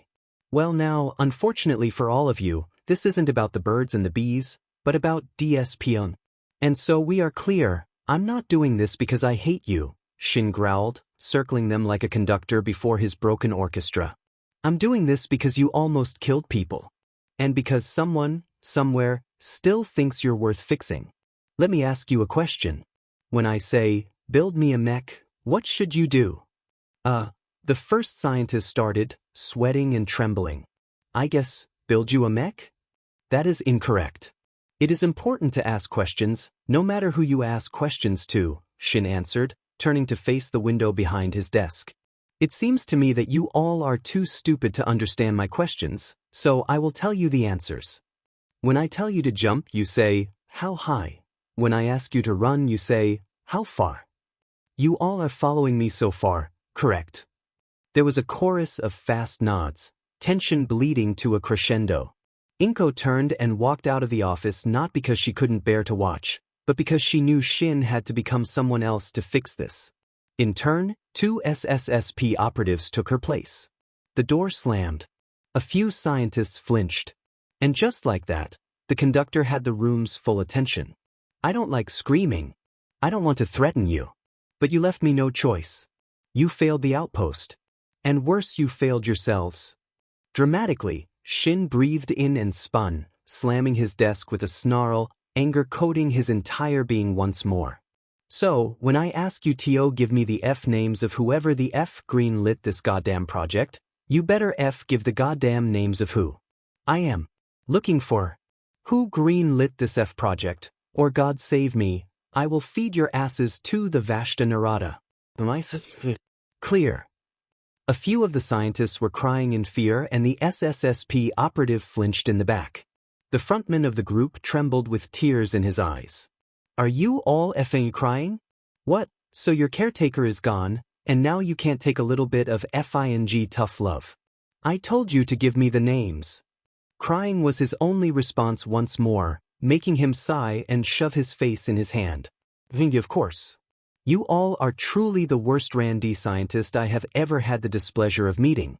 I'll be sending each and every one of your buttes to your homes tomorrow, but for now, you all will take a walk in the rain. No! The top scientist called as the 2 SSSP operatives in the room grabbed the chain of scientists, the plasma bonds sparking ever so slightly. Please, anywhere but out there. No, I'll give you the names. You don't get it. You failed the test, Shin called, head still in his hands. It's not about the names anymore. It's about whether you deserve the coat you wear. The door shut behind the weeping chain of scientists. The silence that followed was not peace, it was the pause between movements. Shin stood alone at the podium, baton still in hand. And the orchestra had failed to play. The rain outside the Cascadia outpost was picking up. Let them earn the weight of their failure, soaked, shamed, bruised, waterboarded, but lucky. Lucky to be alive. Shin dragged a hand down his face, voice low and tired. One failure down. Now for the next. Shin and Inko were walking side by side, but neither engaged in conversation. Inko didn't like seeing Shin like this. It reminded her too much of other times. I'm sorry, Inko, Shin said quietly, slowing his steps. I didn't mean to remind you of your... It's fine, Shin, Inko interrupted. I understand why you do this. That's not, he caught himself. I believe you, Inko. He met her gaze with tired eyes and pulled her into a hug. Inko bit her lip, tears in her eyes as more memories returned. This isn't them. This isn't now. You promised yourself you wouldn't go back. Inko screamed mentally, forcing herself to hug Shin back. You won't let them hold you back anymore, remember? You promised yourself that, Inko. Phew. Oh, thank God you two are okay. I'd called out, hologram quickly coming closer. I'd. Inko called in joy, but her face quickly dropped as she saw someone missing. Where is Izuku? Sir, there was an incident in Wing E7 on the second floor dash. Don't give me that, where is my son? The SSSP operatives are dash. In an instant, Shin vanished in a pulse of light. Inko staggered back, shielding her eyes. Shin, wait. Goddamn it, Shin. Inko called out, but ended by stomping her foot in frustration. Where is Izuku? We had an incident in Wing, a juvenile present during the lockdown panicked and broke containment. SSSP operatives gave chase. Did you say juvenile? Inko asked, going still. Id's projection turned to her, voice flat. Izuku was spotted near Sector E. He ran when the operatives approached. Standard protocol non-lethal containment. No. Inko spun toward the exit, already too late. Shin, wait. That's our son out there. Please. Shin hadn't heard Inko's words. Just the fear in her voice. That was enough to egg him on. Hong Kong flashed in his mind, the screams, the smoke, the loss he still couldn't name aloud. nearly losing Inko to that jungle and those enemies. You aren't taking my son too, DMN it. Shin shot forward, light bending around his form as rage took over reason. But he had to stop. If he was right about what this thing was, his men would only get in the way. They'll just be fodder, lambs to the slaughter. However, what was even more important to Shin was that his men would be in the way. Shin ripped the radio from his belt and snarled into it. All operatives in Wing E7 disengage and barricade. This is Commander Shin. I'm en route. Do not engage. Over. He threw the radio just as Ide's voice crackled through, too late to stop him. He once again shot off in a beam of light, twisting and turning his way through the corridors at a blinding rate. I'll kill whoever did this. I swear to God. You won't make it to nightfall. You won't even meet the Reaper. Only the storm will greet you. Izuku had never known fear like this. Not just danger, but the kind that claws into your ribs and won't let go. The gas mask clung to his skin, hot and tight. Every breath echoed in his ears like a countdown. That, in addition to the operatives chasing him, everything was starting to become terrifying. Over there. Another team of operatives called, running in a different direction than Izuku. Izuku sighed in relief. They hadn't found him yet. In fact, he was actually expecting more people trying to find him. Where is everybody? One operative muttered, pacing past the cupboard. I'd think that the kid was already found or something if it wasn't for the search being ongoing. They found the kid wearing a gas mask, another operator responded in kind. Now they think it might be a gas leak. Also, I'd thought you'd still be angry that your stuff was destroyed. Well, now that I've thought about it, little Nina probably would have pulled the same kind of sheet with her quirk. To be honest, the first operative said sheepishly, Izuku only hearing muttering. I'd be a hypocrite if I tried to kill a kid over this and not my own, you know? The radio static rang through before, all operatives in Wing 7 disengage and barricade. This is Commander Shin. I'm en route. Do not engage. Over. Oh, well, I guess that's Dash. Shin, you brat, wait. That's your son, you fool. Ide's voice cracked through the radio, frantic. Silence had overtaken the two operatives. Should we get out of here or dash? Dude. The first operative whisper yelled. If Commander Shin is about to chase his son Dash. That was all Izuku heard before he started spiraling into a mental breakdown. His hyperventilating and shaking had alerted the two operatives, who looked inside. Izuku looked up and froze. It was them. The ones from the break room. The one who said he'd kill him. Okay, we found him. Now, we need to get him, gag. Light exploded from Izuku's body as he lunged forward, slamming into the operative and sending him flying. It made him freeze in response as he heard the operative groan in pain. He didn't mean to hit that hard. He just wanted to escape. Wake it. Get back here, you're in danger. There was no time to think about that. He needed out, he needed Kasen Idsen, he wants his Oda-san. Izuku yelled from across the hallway, seeing his Oda-san standing there. But something was wrong. His face was grim and absolute, shadowed by anger and hatred. You. Oda-san. Where is my son? Wait, Commander. Stop. What the hell are you doing here? I told all field operatives active to leave the area. Now, where the F is my son? Boo, but Otsundash. Don't you use that if a word like I'm your father. The words hit like a hammer to the chest. His lungs forgot how to breathe. His knees wobbled. The mask pressed tighter like it was sealing him out of the world. What? If you aren't going to show me where my son is, I'm going to beat it out of you. Commander Shin, stop. Just as Shin was about to charge, one of the operatives jumped in the way of Izuku, trembling and looking at Shin with fear. I am Private Retcon, sir. I implore you to reconsider and think. This isn't what you think it is. I know exactly what it is, Private Retcon, Shin muttered in hatred, still staring at Izuku. I know a Zarab when I see one. Zarab? What the hell is a Zarab? Why and how was Izuku a Zarab? Was that a code name for something? Was he not really his son? Did Kasen lie? Did she? No, that couldn't be right. But then, what was a Zarab? Commander Shin, Private Retcon continued. If you don't back down, I will do my best to defend myself and your son. I have told you that isn't my son. Shin roared, making the two flinch. Yes, he is Diminit. Another voice roared, the other operative limping his way to Private Ret's side. He looked back and gave Izuku a big grin, saying, You got a hell of a punch to ya, kid. I should introduce you to my son sometime, you know. You should rest, Anthony, we're both only gonna slow him down, Retcon muttered to his partner, who only grinned in response. Dude, I am not gonna sit back and watch this, Anthony barked out, wincing at the end. I don't care how injured I am not going let this Bisu traumatize his son. Shin's right hand twitched at Anthony's word, face briefly clearing from emotion. So the Zerub had fully brainwashed you too. Instantly, Shin's face darkened once more. That leaves me no choice. I'm sorry I've failed you, both of you. A flash of light, then Anthony was airborne. Shin caught him mid-stride and slammed him into the wall with a thunderous crack. Izuku heard something break, a horrible crunch that turned his stomach. Anthony crumpled. Didn't move. No! Ret screamed, firing his weapon. The light surged again, then went black. When Izuku opened his eyes, Ret was on the floor beside Anthony, chest rising just barely. Shin laid Private Ret with Anthony before standing and staring at the two for a while. He didn't move. Neither of them did.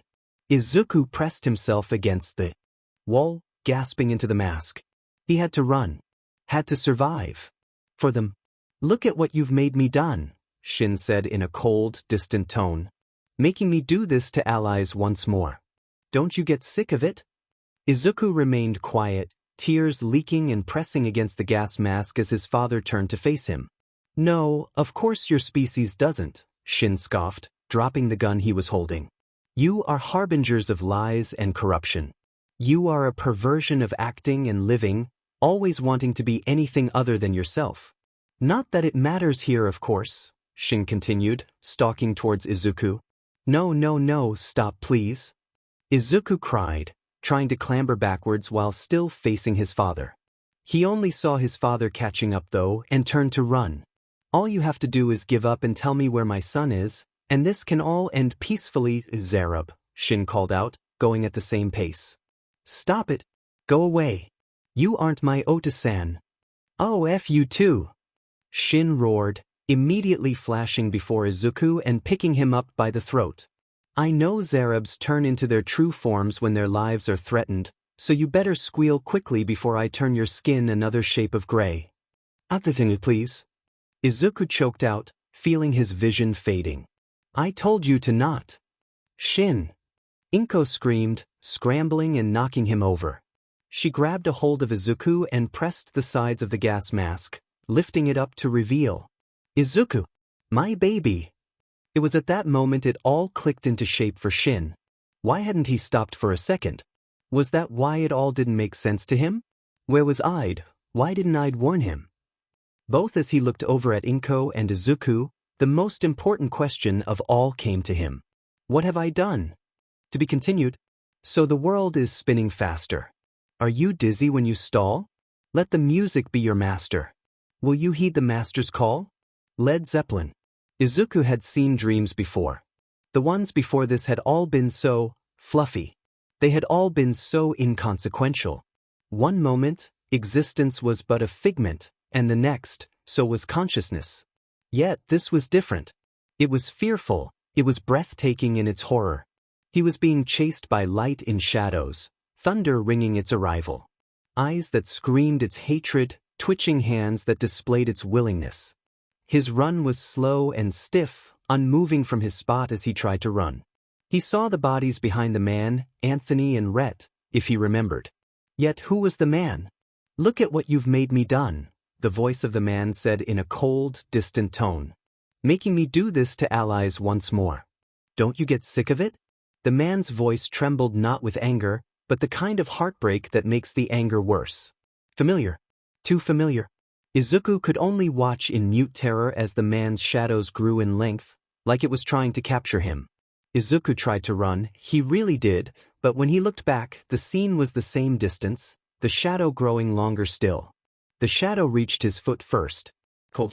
A natural. Then it began to pull. No eat. No erase.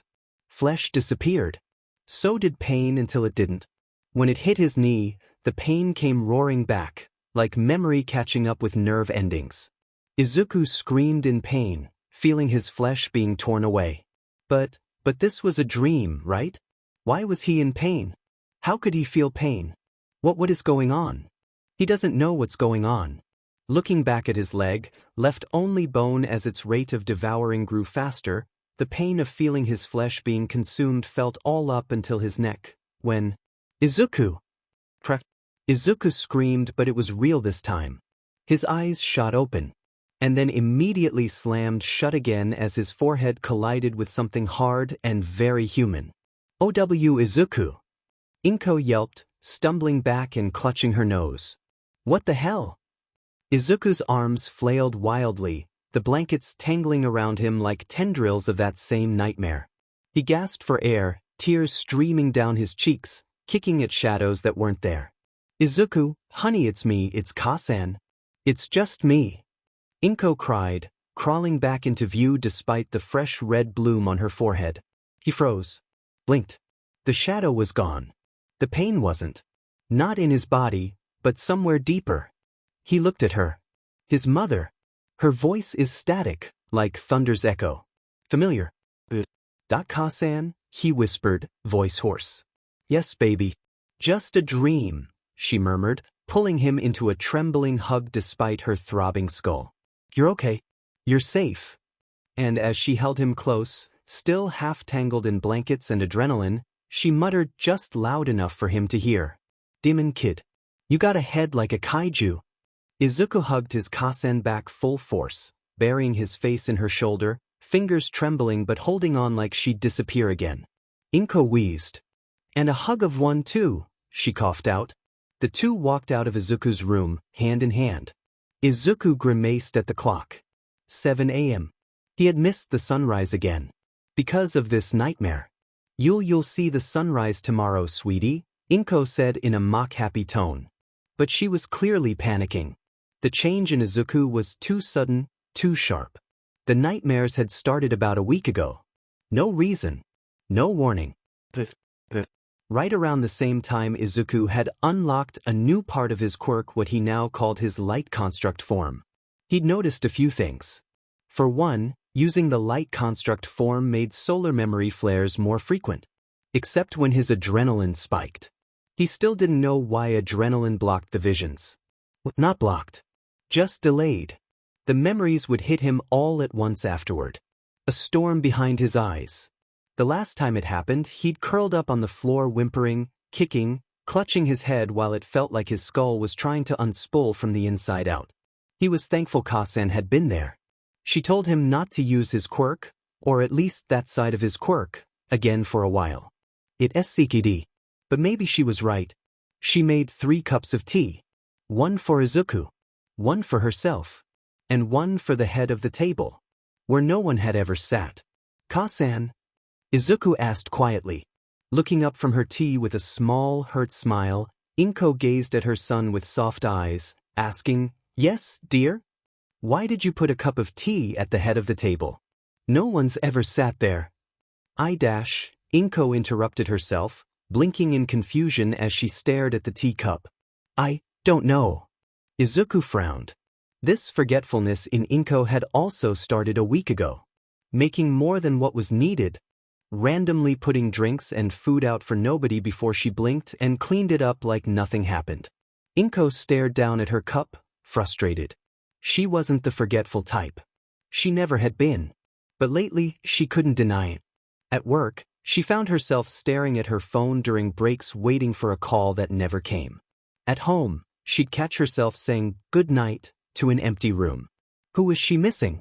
God, it was all so confusing, so frustrating. I was student, for heaven's sake, Inko thought angrily. I can't fall apart like this. Kasan. Jumping out of her thoughts, Inko smiled once more. Yes, sweetie. Can I go talk to Higurashi-san? Inko grimaced, but nodded.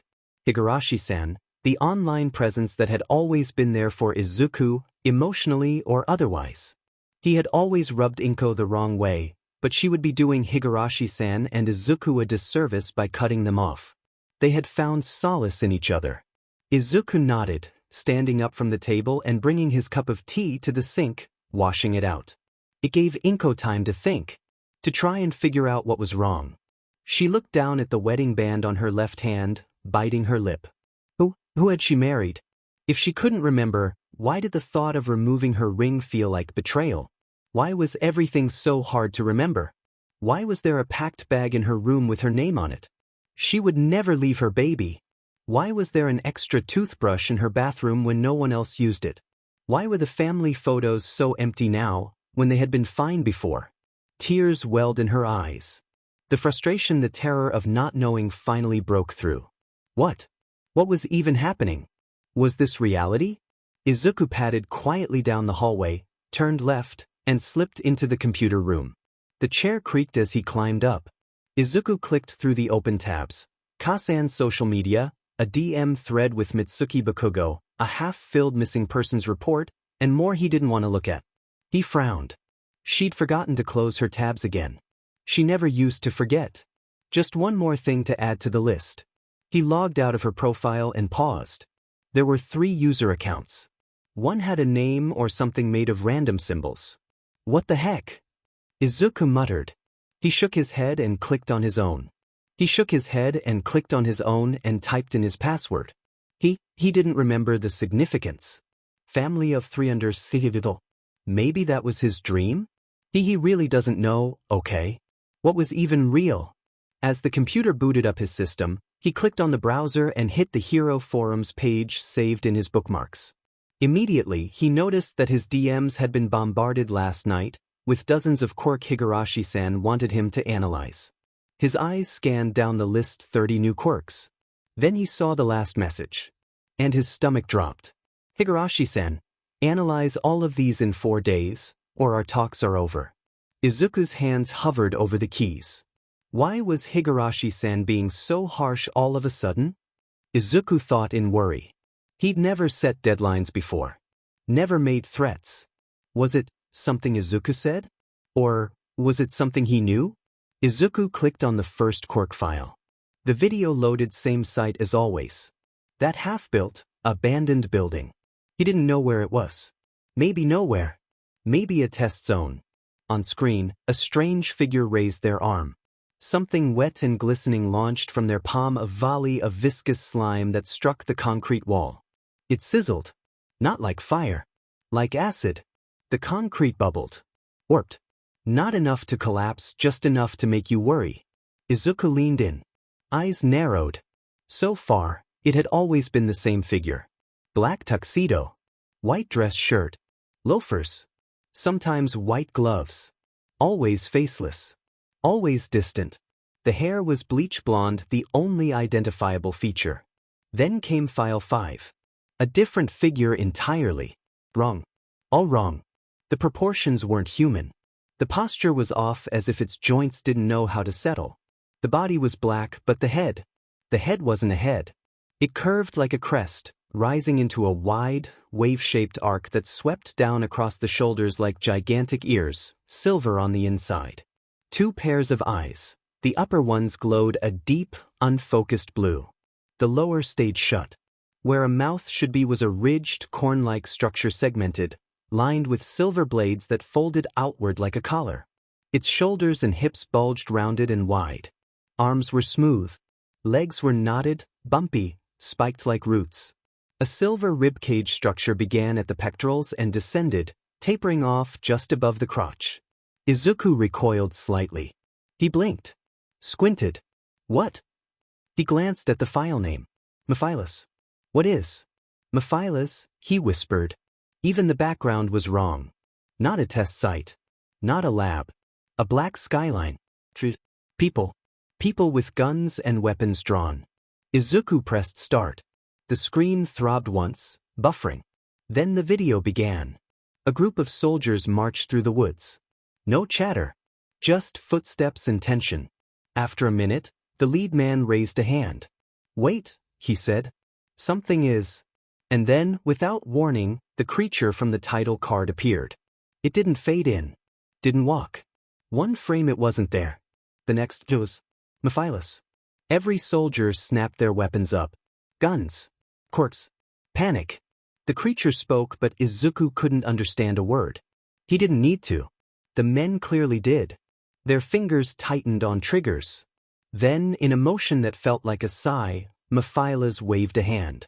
And vanished. The soldiers shouted, firing into the empty space. But that wasn't the worst part. Someone screamed. One of the men in the back fell to his knees, convulsing.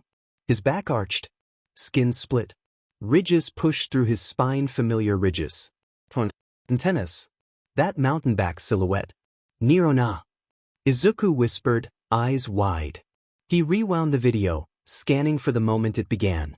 There the man already hunched, muscles straining, blood soaking through his shirt as something inside tore upward. Izuku's hands trembled. What is this creature? He breathed.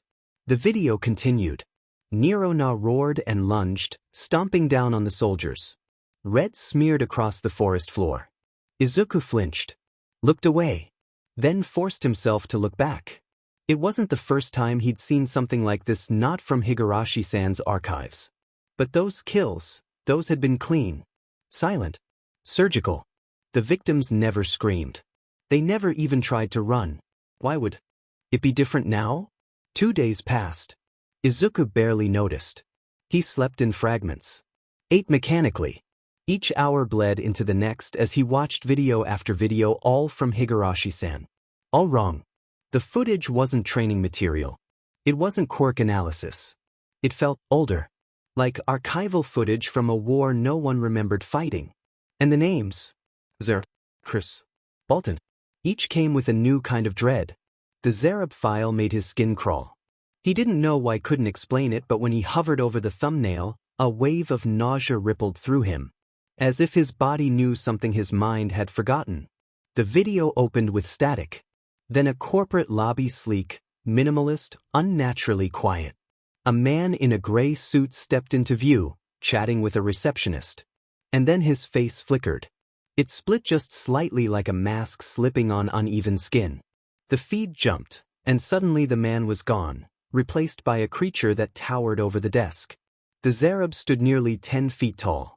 Its head was shaped like a jagged mountain peak, silver and glinting under the fluorescent lights. Its body was dark green, ribbed like insect armor, pulsing slightly at the joints. And its mouth, God. The mouth was a diamond-shaped opening in the center of its face, twitching in a silent rhythm, like it was breathing or thinking. The camera cut to nighttime security footage. The creature sat alone in a corner office, perfectly still, wearing the dead man's suit. 5 days later, it was dead. The SSSP footage didn't show the kill, only the aftermath. A smear of silver-green blood on tile. A shattered window. A cleanup crew in hazmat gear. The Icarus file felt quieter than the others. Not as violent. Not at first. But it was the silence that made it worse. The footage was raw, handheld, probably drone captured, drifting across the vast, windswept emptiness of the Eurasian steppe. No structures. No roads. Just rolling fields of golden brown grass, stretching toward the horizon like the edge of an ancient dream. And there, in the middle of it all, stood a figure. Chris. It was smaller than the others, human-sized, maybe 6 feet tall. Thin. Almost fragile. Its skin was the color of chalk, cracked and flaking at the joints. Patches of faint blue glowed beneath the surface, pulsing with something that resembled a heartbeat. Its arms hung long at its sides, too long, and its hands were unmistakably, disturbingly human. 5 fingers. Pale nails. Creased palms that looked like they belonged to a factory worker, not a monster. Its face was worse. Lips too thin. No teeth, just ridged, fleshy gums. Eyes like pinholes, deep-set and empty. Izuku leaned in, heart slowing. Why did it look so lost? Then the ground began to shake. From the far end of the steppe, something massive approached. A blur of red and heat, its fire breathing, casting long shadows across the plain. The kaiju, Vanilla, Izuku would later learn, was grotesque, squat, round-bellied, with a neck that craned upward like a periscope. Its head was almost a joke.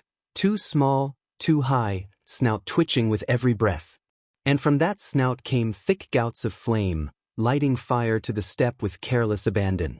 Icarus turned. It ran. At first, it stumbled unbalanced, underweight, barely staying ahead of the kaiju's flame bursts. Vanilla shrieked, accelerating. Fire surged from its jaws, igniting trails of grass behind the Icarus. Smoke clouded the camera feed. And then the Icarus stopped. It froze, mid-stride. Head low. Shoulders trembling. Izuku flinched. Something was happening. The creature raised its head and opened its arms. Light coursed through the cracks in its skin, pulsing brighter with each second. The flaking white exterior began to shed, disintegrating in the wind like ash blown from a funeral pyre. And then it began to grow. Not smoothly. Not beautifully. Its body stretched upward in jerks, the spine cracking, limbs elongating, bones warping into place faster than the eye could follow. The arms grew first, reaching outward like antennae.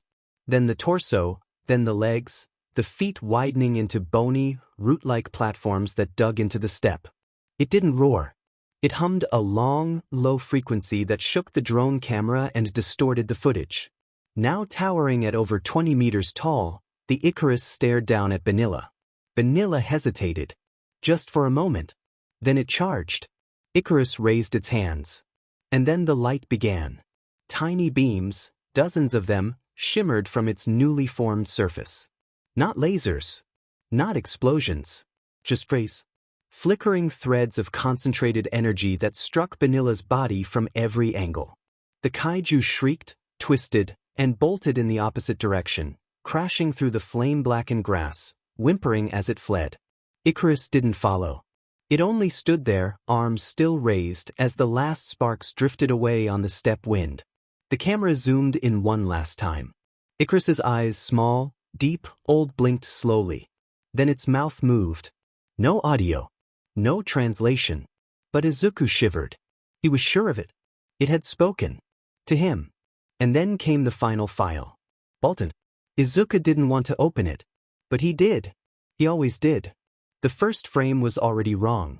The image was grainy low resolution, possibly analog, like it had been recorded from an old camcorder and transferred frame by frame. The lens flickered, the color grading sickly. Baltan stood at the center of a crowd. But no one was moving. Not the people. Not the animals. Not even the trees in the background. Humans stood mid-step, eyes wide, faces strained with fear, frozen, but not statues. Not lifeless. Muscles tensed. Jaws half open. A woman had dropped her bag, but it hadn't hit the ground yet. A dog hung mid-leap, paws outstretched toward something off-screen, eyes wild with panic. Izuku blinked. His heart skipped. It wasn't that time had stopped. It was that everything had been stopped. And in the middle of it, completely still, was Baltan. It didn't move like the others. It walked. Smoothly. Fluidly. Like it belonged in this dead moment. Its claws were long, cylindrical, mechanical-looking, connected at the elbows by segmented tendons that hissed faintly in the microphone. Its torso was armored in dark, insect-like plating, and its legs were unsettlingly fully human in shape, disturbingly so, giving the rest of its alien frame an uncanny, skinwalker edge. Its head bore a deep-cut V, horizontal slats running down the face, like some insect's interpretation of a mask. Its eyes huge, yellow, almost glowing. Never blinked. But what struck Izuku most was that it gave no sign of thought. No curiosity. No rage. No warning. It moved with a precision that said it didn't need emotion. It stepped toward one of the frozen people, a man who had collapsed to one knee, caught mid-fall. Baltan raised a claw. There was a flash of motion too fast to process. The man's arm hit the pavement. Baltan opened its mouth. And fed. Inside, the jaws weren't like the mandibles of other kaiju. They were industrial, layered with rows of rotating, metallic teeth that spiraled inward like a tunnel saw. Izuku thought of grinding machines. Garbage compactors. Something meant to reduce, not devour. The limb was gone in seconds. Then came the glitch. The screen warped. Sound cut. The video stuttered like a corrupted file. Izuku leaned forward. Baltan twitched. The next frame. Split. Baltan lay in two pieces, perfectly halved from head to groin. Sparks snapped and arced along the edges of the cut, thin, jagged, unnaturally precise. All around it, the crowd was gone. The bag. The dog. The woman. The man. Every frozen life had vanished. And in their place, just static. But in the middle of that static, for exactly 1 second, Izuku saw something else. A shape. A figure. He couldn't describe it. Couldn't even picture it afterward. All he knew was that the second it appeared, something primordial in him screamed. His throat tightened. His lungs forgot how to breathe. The moment the figure in static appeared, Izuku's quirk flared. Just for a second. Just enough for the room to dim. And then the video was over. Izuku sat there, eyes wide. The screen had gone black. And his nightmares came back. But had they really left you? Izuku asked himself. To be continued. Children of tomorrow live. In the tears that fall today. Will the sun rise up tomorrow? Bring in peace in any way? Must the world live in the shadow of atomic fear? Can they win the fight for peace, or will they disappear? Yeah. Black Sabbath. She was back. Back in Hong Kong. Not the skyline, not anymore. Just overgrown scaffolds, skeletal monoliths devoured by root and fog. A jungle of rot and breath and ash, alive in ways it shouldn't be. Vines pulsed faintly with internal movement. Flowers exhaled a haze that shimmered with microplastics.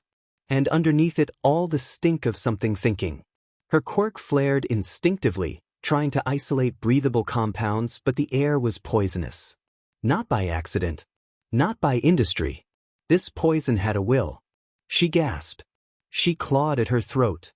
Her filtration reflex spasmed, but nothing held. The air tasted of wet metal and mold. Her lungs boiled from the inside.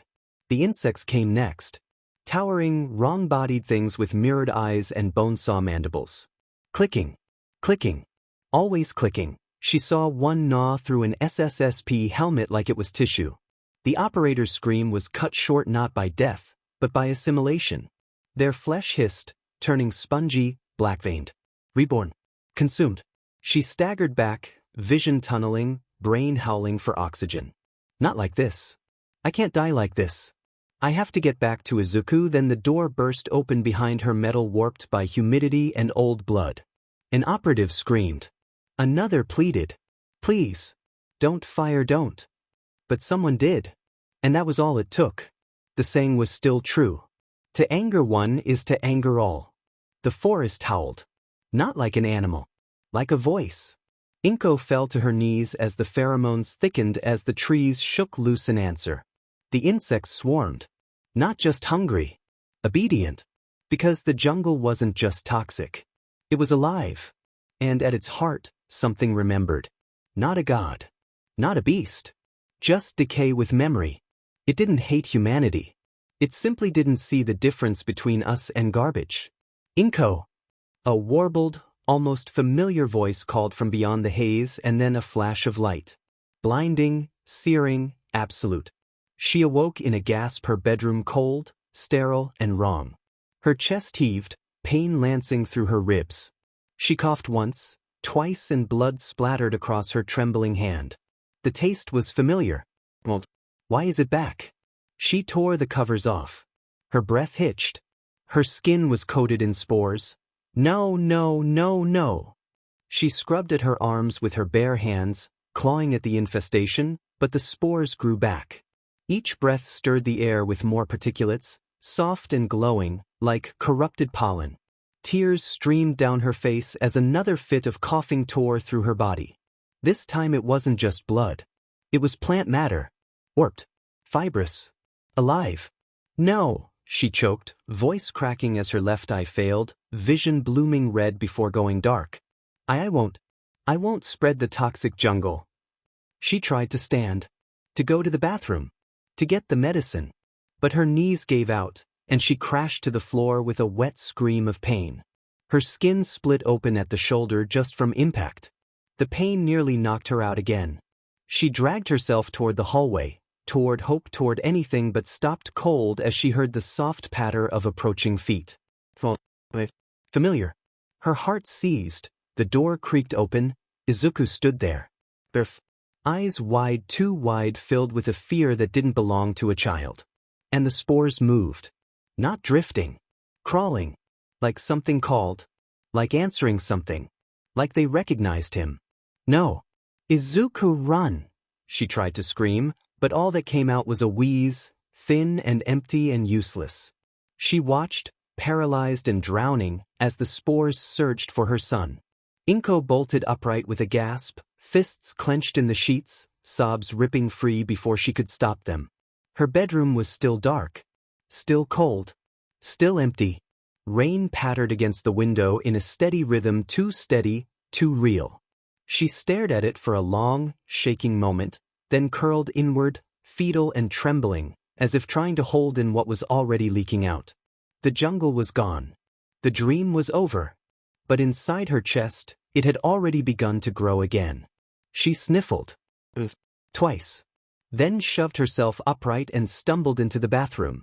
A cough began to rise. She bit it down, grabbing a bottle of white pills from behind the mirror. She popped 3 and swallowed them dry. Another cough broke through anyway. A small one. A smear of red. But no pollen this time. No spores. She closed her eyes and let the relief bleed through her bones. She reached for her toothbrush out of habit. Then paused. The second one, the one she hadn't removed yet, was wet. She froze. She hadn't used. And she lived alone with Izuku. Her hand lowered slowly, eyes locked on the sink. Izuku didn't use this bathroom. He never had. This was her space, a quiet ritual, separate, hers alone. Someone else had. Inko's heart lurched. She bolted to the walk-in closet, hands trembling but purposeful, shoving aside coats and sealed storage boxes until her fingers found the false panel near the back. With a practiced touch, she slid it open, revealing the matte black SSSP-issued silencer pistol hidden behind the reinforced compartment. Standard grade. Deadly enough for close quarters. No creature would use something as mundane, as domestically human as a toothbrush. This wasn't an infestation. This was an intruder. Breathing shallow, weapon drawn, Inko swept through the apartment with practiced precision. Each room was cleared methodically. Corners, closets, vents. Her grip never faltered. She checked windows for tampering. Locks. Seals. But nothing was broken. Nothing seemed forced. And yet, the weird metal pole near the back door, one she had never quite remembered placing, was glowing faint red at its core. A subtle hum rose from it if she leaned close, as if it had just been used. It was hollow. Lightweight. Not hers. Her nerves flared. But then her eyes widened. The cameras. She'd set them up weeks ago. High-end, discreet, silent. She'd done it with... She staggered for a moment, her pulse spiking. She remembered fingers helping her mount the panel. A laugh. A voice. Someone smart, technical. Someone she trusted. A man? A friend? But the memory slipped through her mind like fog. She tried to focus harder and the headache came instantly. Why can't I remember anything lately? Inko bemoaned mentally, but shook off her funk. No time to dwell. If there was someone else here, the footage would prove it. It had to. She turned and headed straight for the living room terminal, pistol still tight in hand. She just had to know. But the memory slipped through her mind like fog. The harder she reached for it, the more it recoiled until a sharp, sudden headache punished her for even trying. Why can't I remember anything lately? She thought, biting down a wave of frustration. No time to dwell. If there was someone else in her home, if something had truly crossed that line, the footage would confirm it. It had to. She moved swiftly to the living room terminal, pistol still in hand, and flicked through the interface with surgical precision. Her eyes locked onto the list of camera feeds, and yes, the files were there. Time-stamped. Intact. For a brief second, she grinned in hollow relief. Then it hit her. They wouldn't open. The files existed, but the feed was corrupted. Distorted metadata. Black thumbnails. A void where clarity should have been. Her breath hitched. Her free hand curled into a white-knuckled fist. Evidence was right there, but unreachable. Denied. like someone had reached back into her life and smudged the truth with bare hands. She turned her gaze toward the untouched teacup on the kitchen table, the one she'd forgotten to clean yesterday. Just one more thing. One more slip. Her stomach twisted. What else had she forgotten? The dream resurfaced. The spores. The breathlessness. The fear in Izuku's eyes. The jungle growing inside her. She gritted her teeth and looked away. "Don't be stupid," she muttered aloud, forcing calm into her voice. "I'd assured you that wasn't the case." He ran to us. He would have known. "Your mind is just changing, that's all. You're getting up in years, Inko. That's all this is. Memory loss. Nothing else." But her words felt like wet paper. Her hands began to tremble again. What if that means I won't be able to provide for us?" she whispered. The silence that followed was heavier than thunder. How hadn't she thought of this before? Her skill set was niche. Her job was demanding. And outside the walls of the SSSP, who would hire someone with a quirk like hers, who might not even remember what she'd done the day before? What would happen to Izuku if her mind kept unraveling like this? What would happen if her name faded from the work logs? If her access card failed? They couldn't leave. Not this city. Not this house. Not the barrier. They lived here for a reason. Tokyo was protected by a spatium barrier, one of Ide's most volatile yet impenetrable creations. No kaiju, no invaders, no true threats could breach its vibrational harmonics. It was the last bubble of security left on the continent. Sure, villains still crawled beneath the surface, but the heroes could handle those. The real monsters were out there. And to live in this city? That came at a cost. The mortgage. The taxes. The silent surveillance agreements with the SSSP. Inko had paid that price without hesitation, not just for protection, but for hope. But now that hope was cracking. Because if her mind went, how could she keep them safe? Inko and Izuku had grown distant. Well, no. Not physically. Not in the ways that counted to outsiders, not in shared meals or hallway greetings or the way Izuku still called out Kasen when he stubbed his toe. But emotionally? Spiritually? There was a fog between them now. A quiet, ever-thickening film of unspoken dread that neither knew how to pierce. They were both dealing with nightmares. Both surviving things they couldn't name. But the tragedy wasn't just what they endured, it was that they endured it alone. They didn't speak of the visions. They didn't speak of the coughing. They didn't speak of the things that moved in their periphery, or the sounds that didn't belong, or the static that sometimes hissed through the walls like memory trying to scream. And worse, they both noticed the other wasn't speaking. They both knew. And so, they said nothing. Because to acknowledge it was to give it power. Because to admit it was to risk confirming. Yes, something is wrong with you. Yes, I see it too. Yes, it's already started. And so, they danced a polite, agonizing waltz of protection, each trying to shield the other from a fear too large to name, and resenting that they had to do it alone. Izuku watched her more now, though. He thought she didn't see it, but Inko had caught the flick of his eyes more than once. How they lingered on her hands when she coughed. How he paused outside her bedroom door for just a breath too long. How he asked, casually, if she still remembered how to fix the tea filter, something she'd shown him 3 times before. He knew something was wrong. And she knew he did. But still, neither of them spoke. And so, it made Inko even more anxious as they drove to preschool the first day after break. Everything felt fragile. Warped. Changed too quickly for comfort. Was this really the right thing for her and Izuku to do? The car ride was silent. Not peaceful, just quiet in the way unspoken things always are. Each sat in their own little gravity well of pain, orbiting too close to admit it. Izuku has been more withdrawn lately. More glued to the family computer. His posture hunched, his gaze guarded. Inko had asked a few times, gently, what he was working on. Each time, he gave the same answer. Quirk analysis. Higurashi-san gave me some interesting ones this time. A good answer. Specific. Casual. It should have reassured her. But it didn't.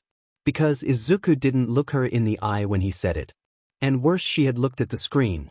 There was a quirk analysis form on it. Charts, forum threads, tag mutations. So it wasn't the content he was lying about. It was the context. What was he hiding from her? Another wall. Another sealed door between them.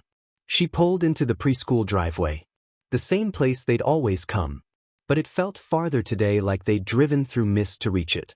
The kind that soaks into your coat. Izuku unbuckled himself from the back seat, one hand on the door handle, but stopped. He took a deep breath, holding it like it hurt. Then, quietly, Izuku said, almost like a question, "I love you, Ka-san." Inko blinked, startled by the sudden softness in his voice. She turned and offered a gentle smile, but her words came out a beat too slow and with a tremor she hadn't meant. I love you too, sweetie. You have a good day at preschool, okay?" Her voice was warm. Her smile was real. But the hesitation, that stutter, cracked something inside Izuku. He didn't know why it hurt so much. She'd said the words. She smiled. But she'd never stuttered through them before. Did she not love him as much? No, it wasn't like that. Probably. Maybe. He closed the car door behind him without another word. It wasn't time to think about his mother. It was time to face the fools. The classroom was too small. The lights were too bright. The walls were covered in garish paper suns and smiling vegetables, and they all felt like they were screaming at him. His shirt clung to his shoulders like wet static. The tag on his collar itched like fire. The waistband of his pants pressed too tight against his stomach. Every breath felt like it scraped his lungs raw. He sat cross-legged on the corner rug, surrounded by fidgeting, shrieking, sticky-fingered nincompoops. That was the word he'd chosen today. He liked the sharpness of it. He liked how it felt like armor. God, how he hated it here. Not because they were mean. Not even because they ignored him. But because they were loud and slow and always moving wrong. They didn't listen. They didn't learn. They just sat and yelled and sang and flung paint at each other and thought that counted as progress. Izuku clenched his fists in his lap. The teacher said this was the age of wonder. All he could wonder was why no one else noticed the agony of it all. "Okay, everyone," one of the caretakers called out in that too cheerful voice adults always used when they were trying to keep things from breaking. "We're going to talk about what we did last week, okay?" Izuku didn't respond. None of the kids had spoken to him yet today, and they wouldn't. Not unless told to. Not unless forced. That was another reason he hated this place. They made him talk to people who didn't want to hear him. And he didn't want to hear them either. Not really. Not their nonsense about cartoons or trips to the zoo or how their dad could lift a car with one hand. It was all noise. Useless. Plastic. And besides, he knew what they really thought. He was the creepy one. The too tall, too thin boy with the shadows under his eyes and the quirk no one could understand.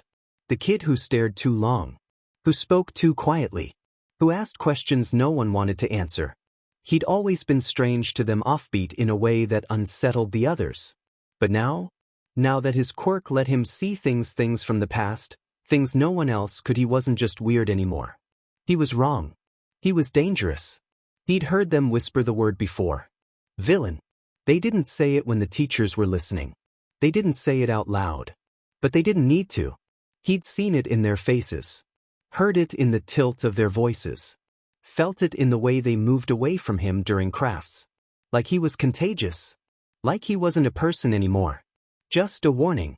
Just a disaster waiting to... Oi! A voice called out loud, rough, familiar. "Izuku! Get over here!" Izuku smiled, the corner of his mouth twitching upward before he could stop it. There was one boy who didn't treat him like a ghost. Or worse, a threat. Well, as much as a child could, at least. Their bond ran deeper than most here. It had started long before preschool, back when their mothers still met for lunch and swapped stories, back when their worlds were simpler and smaller.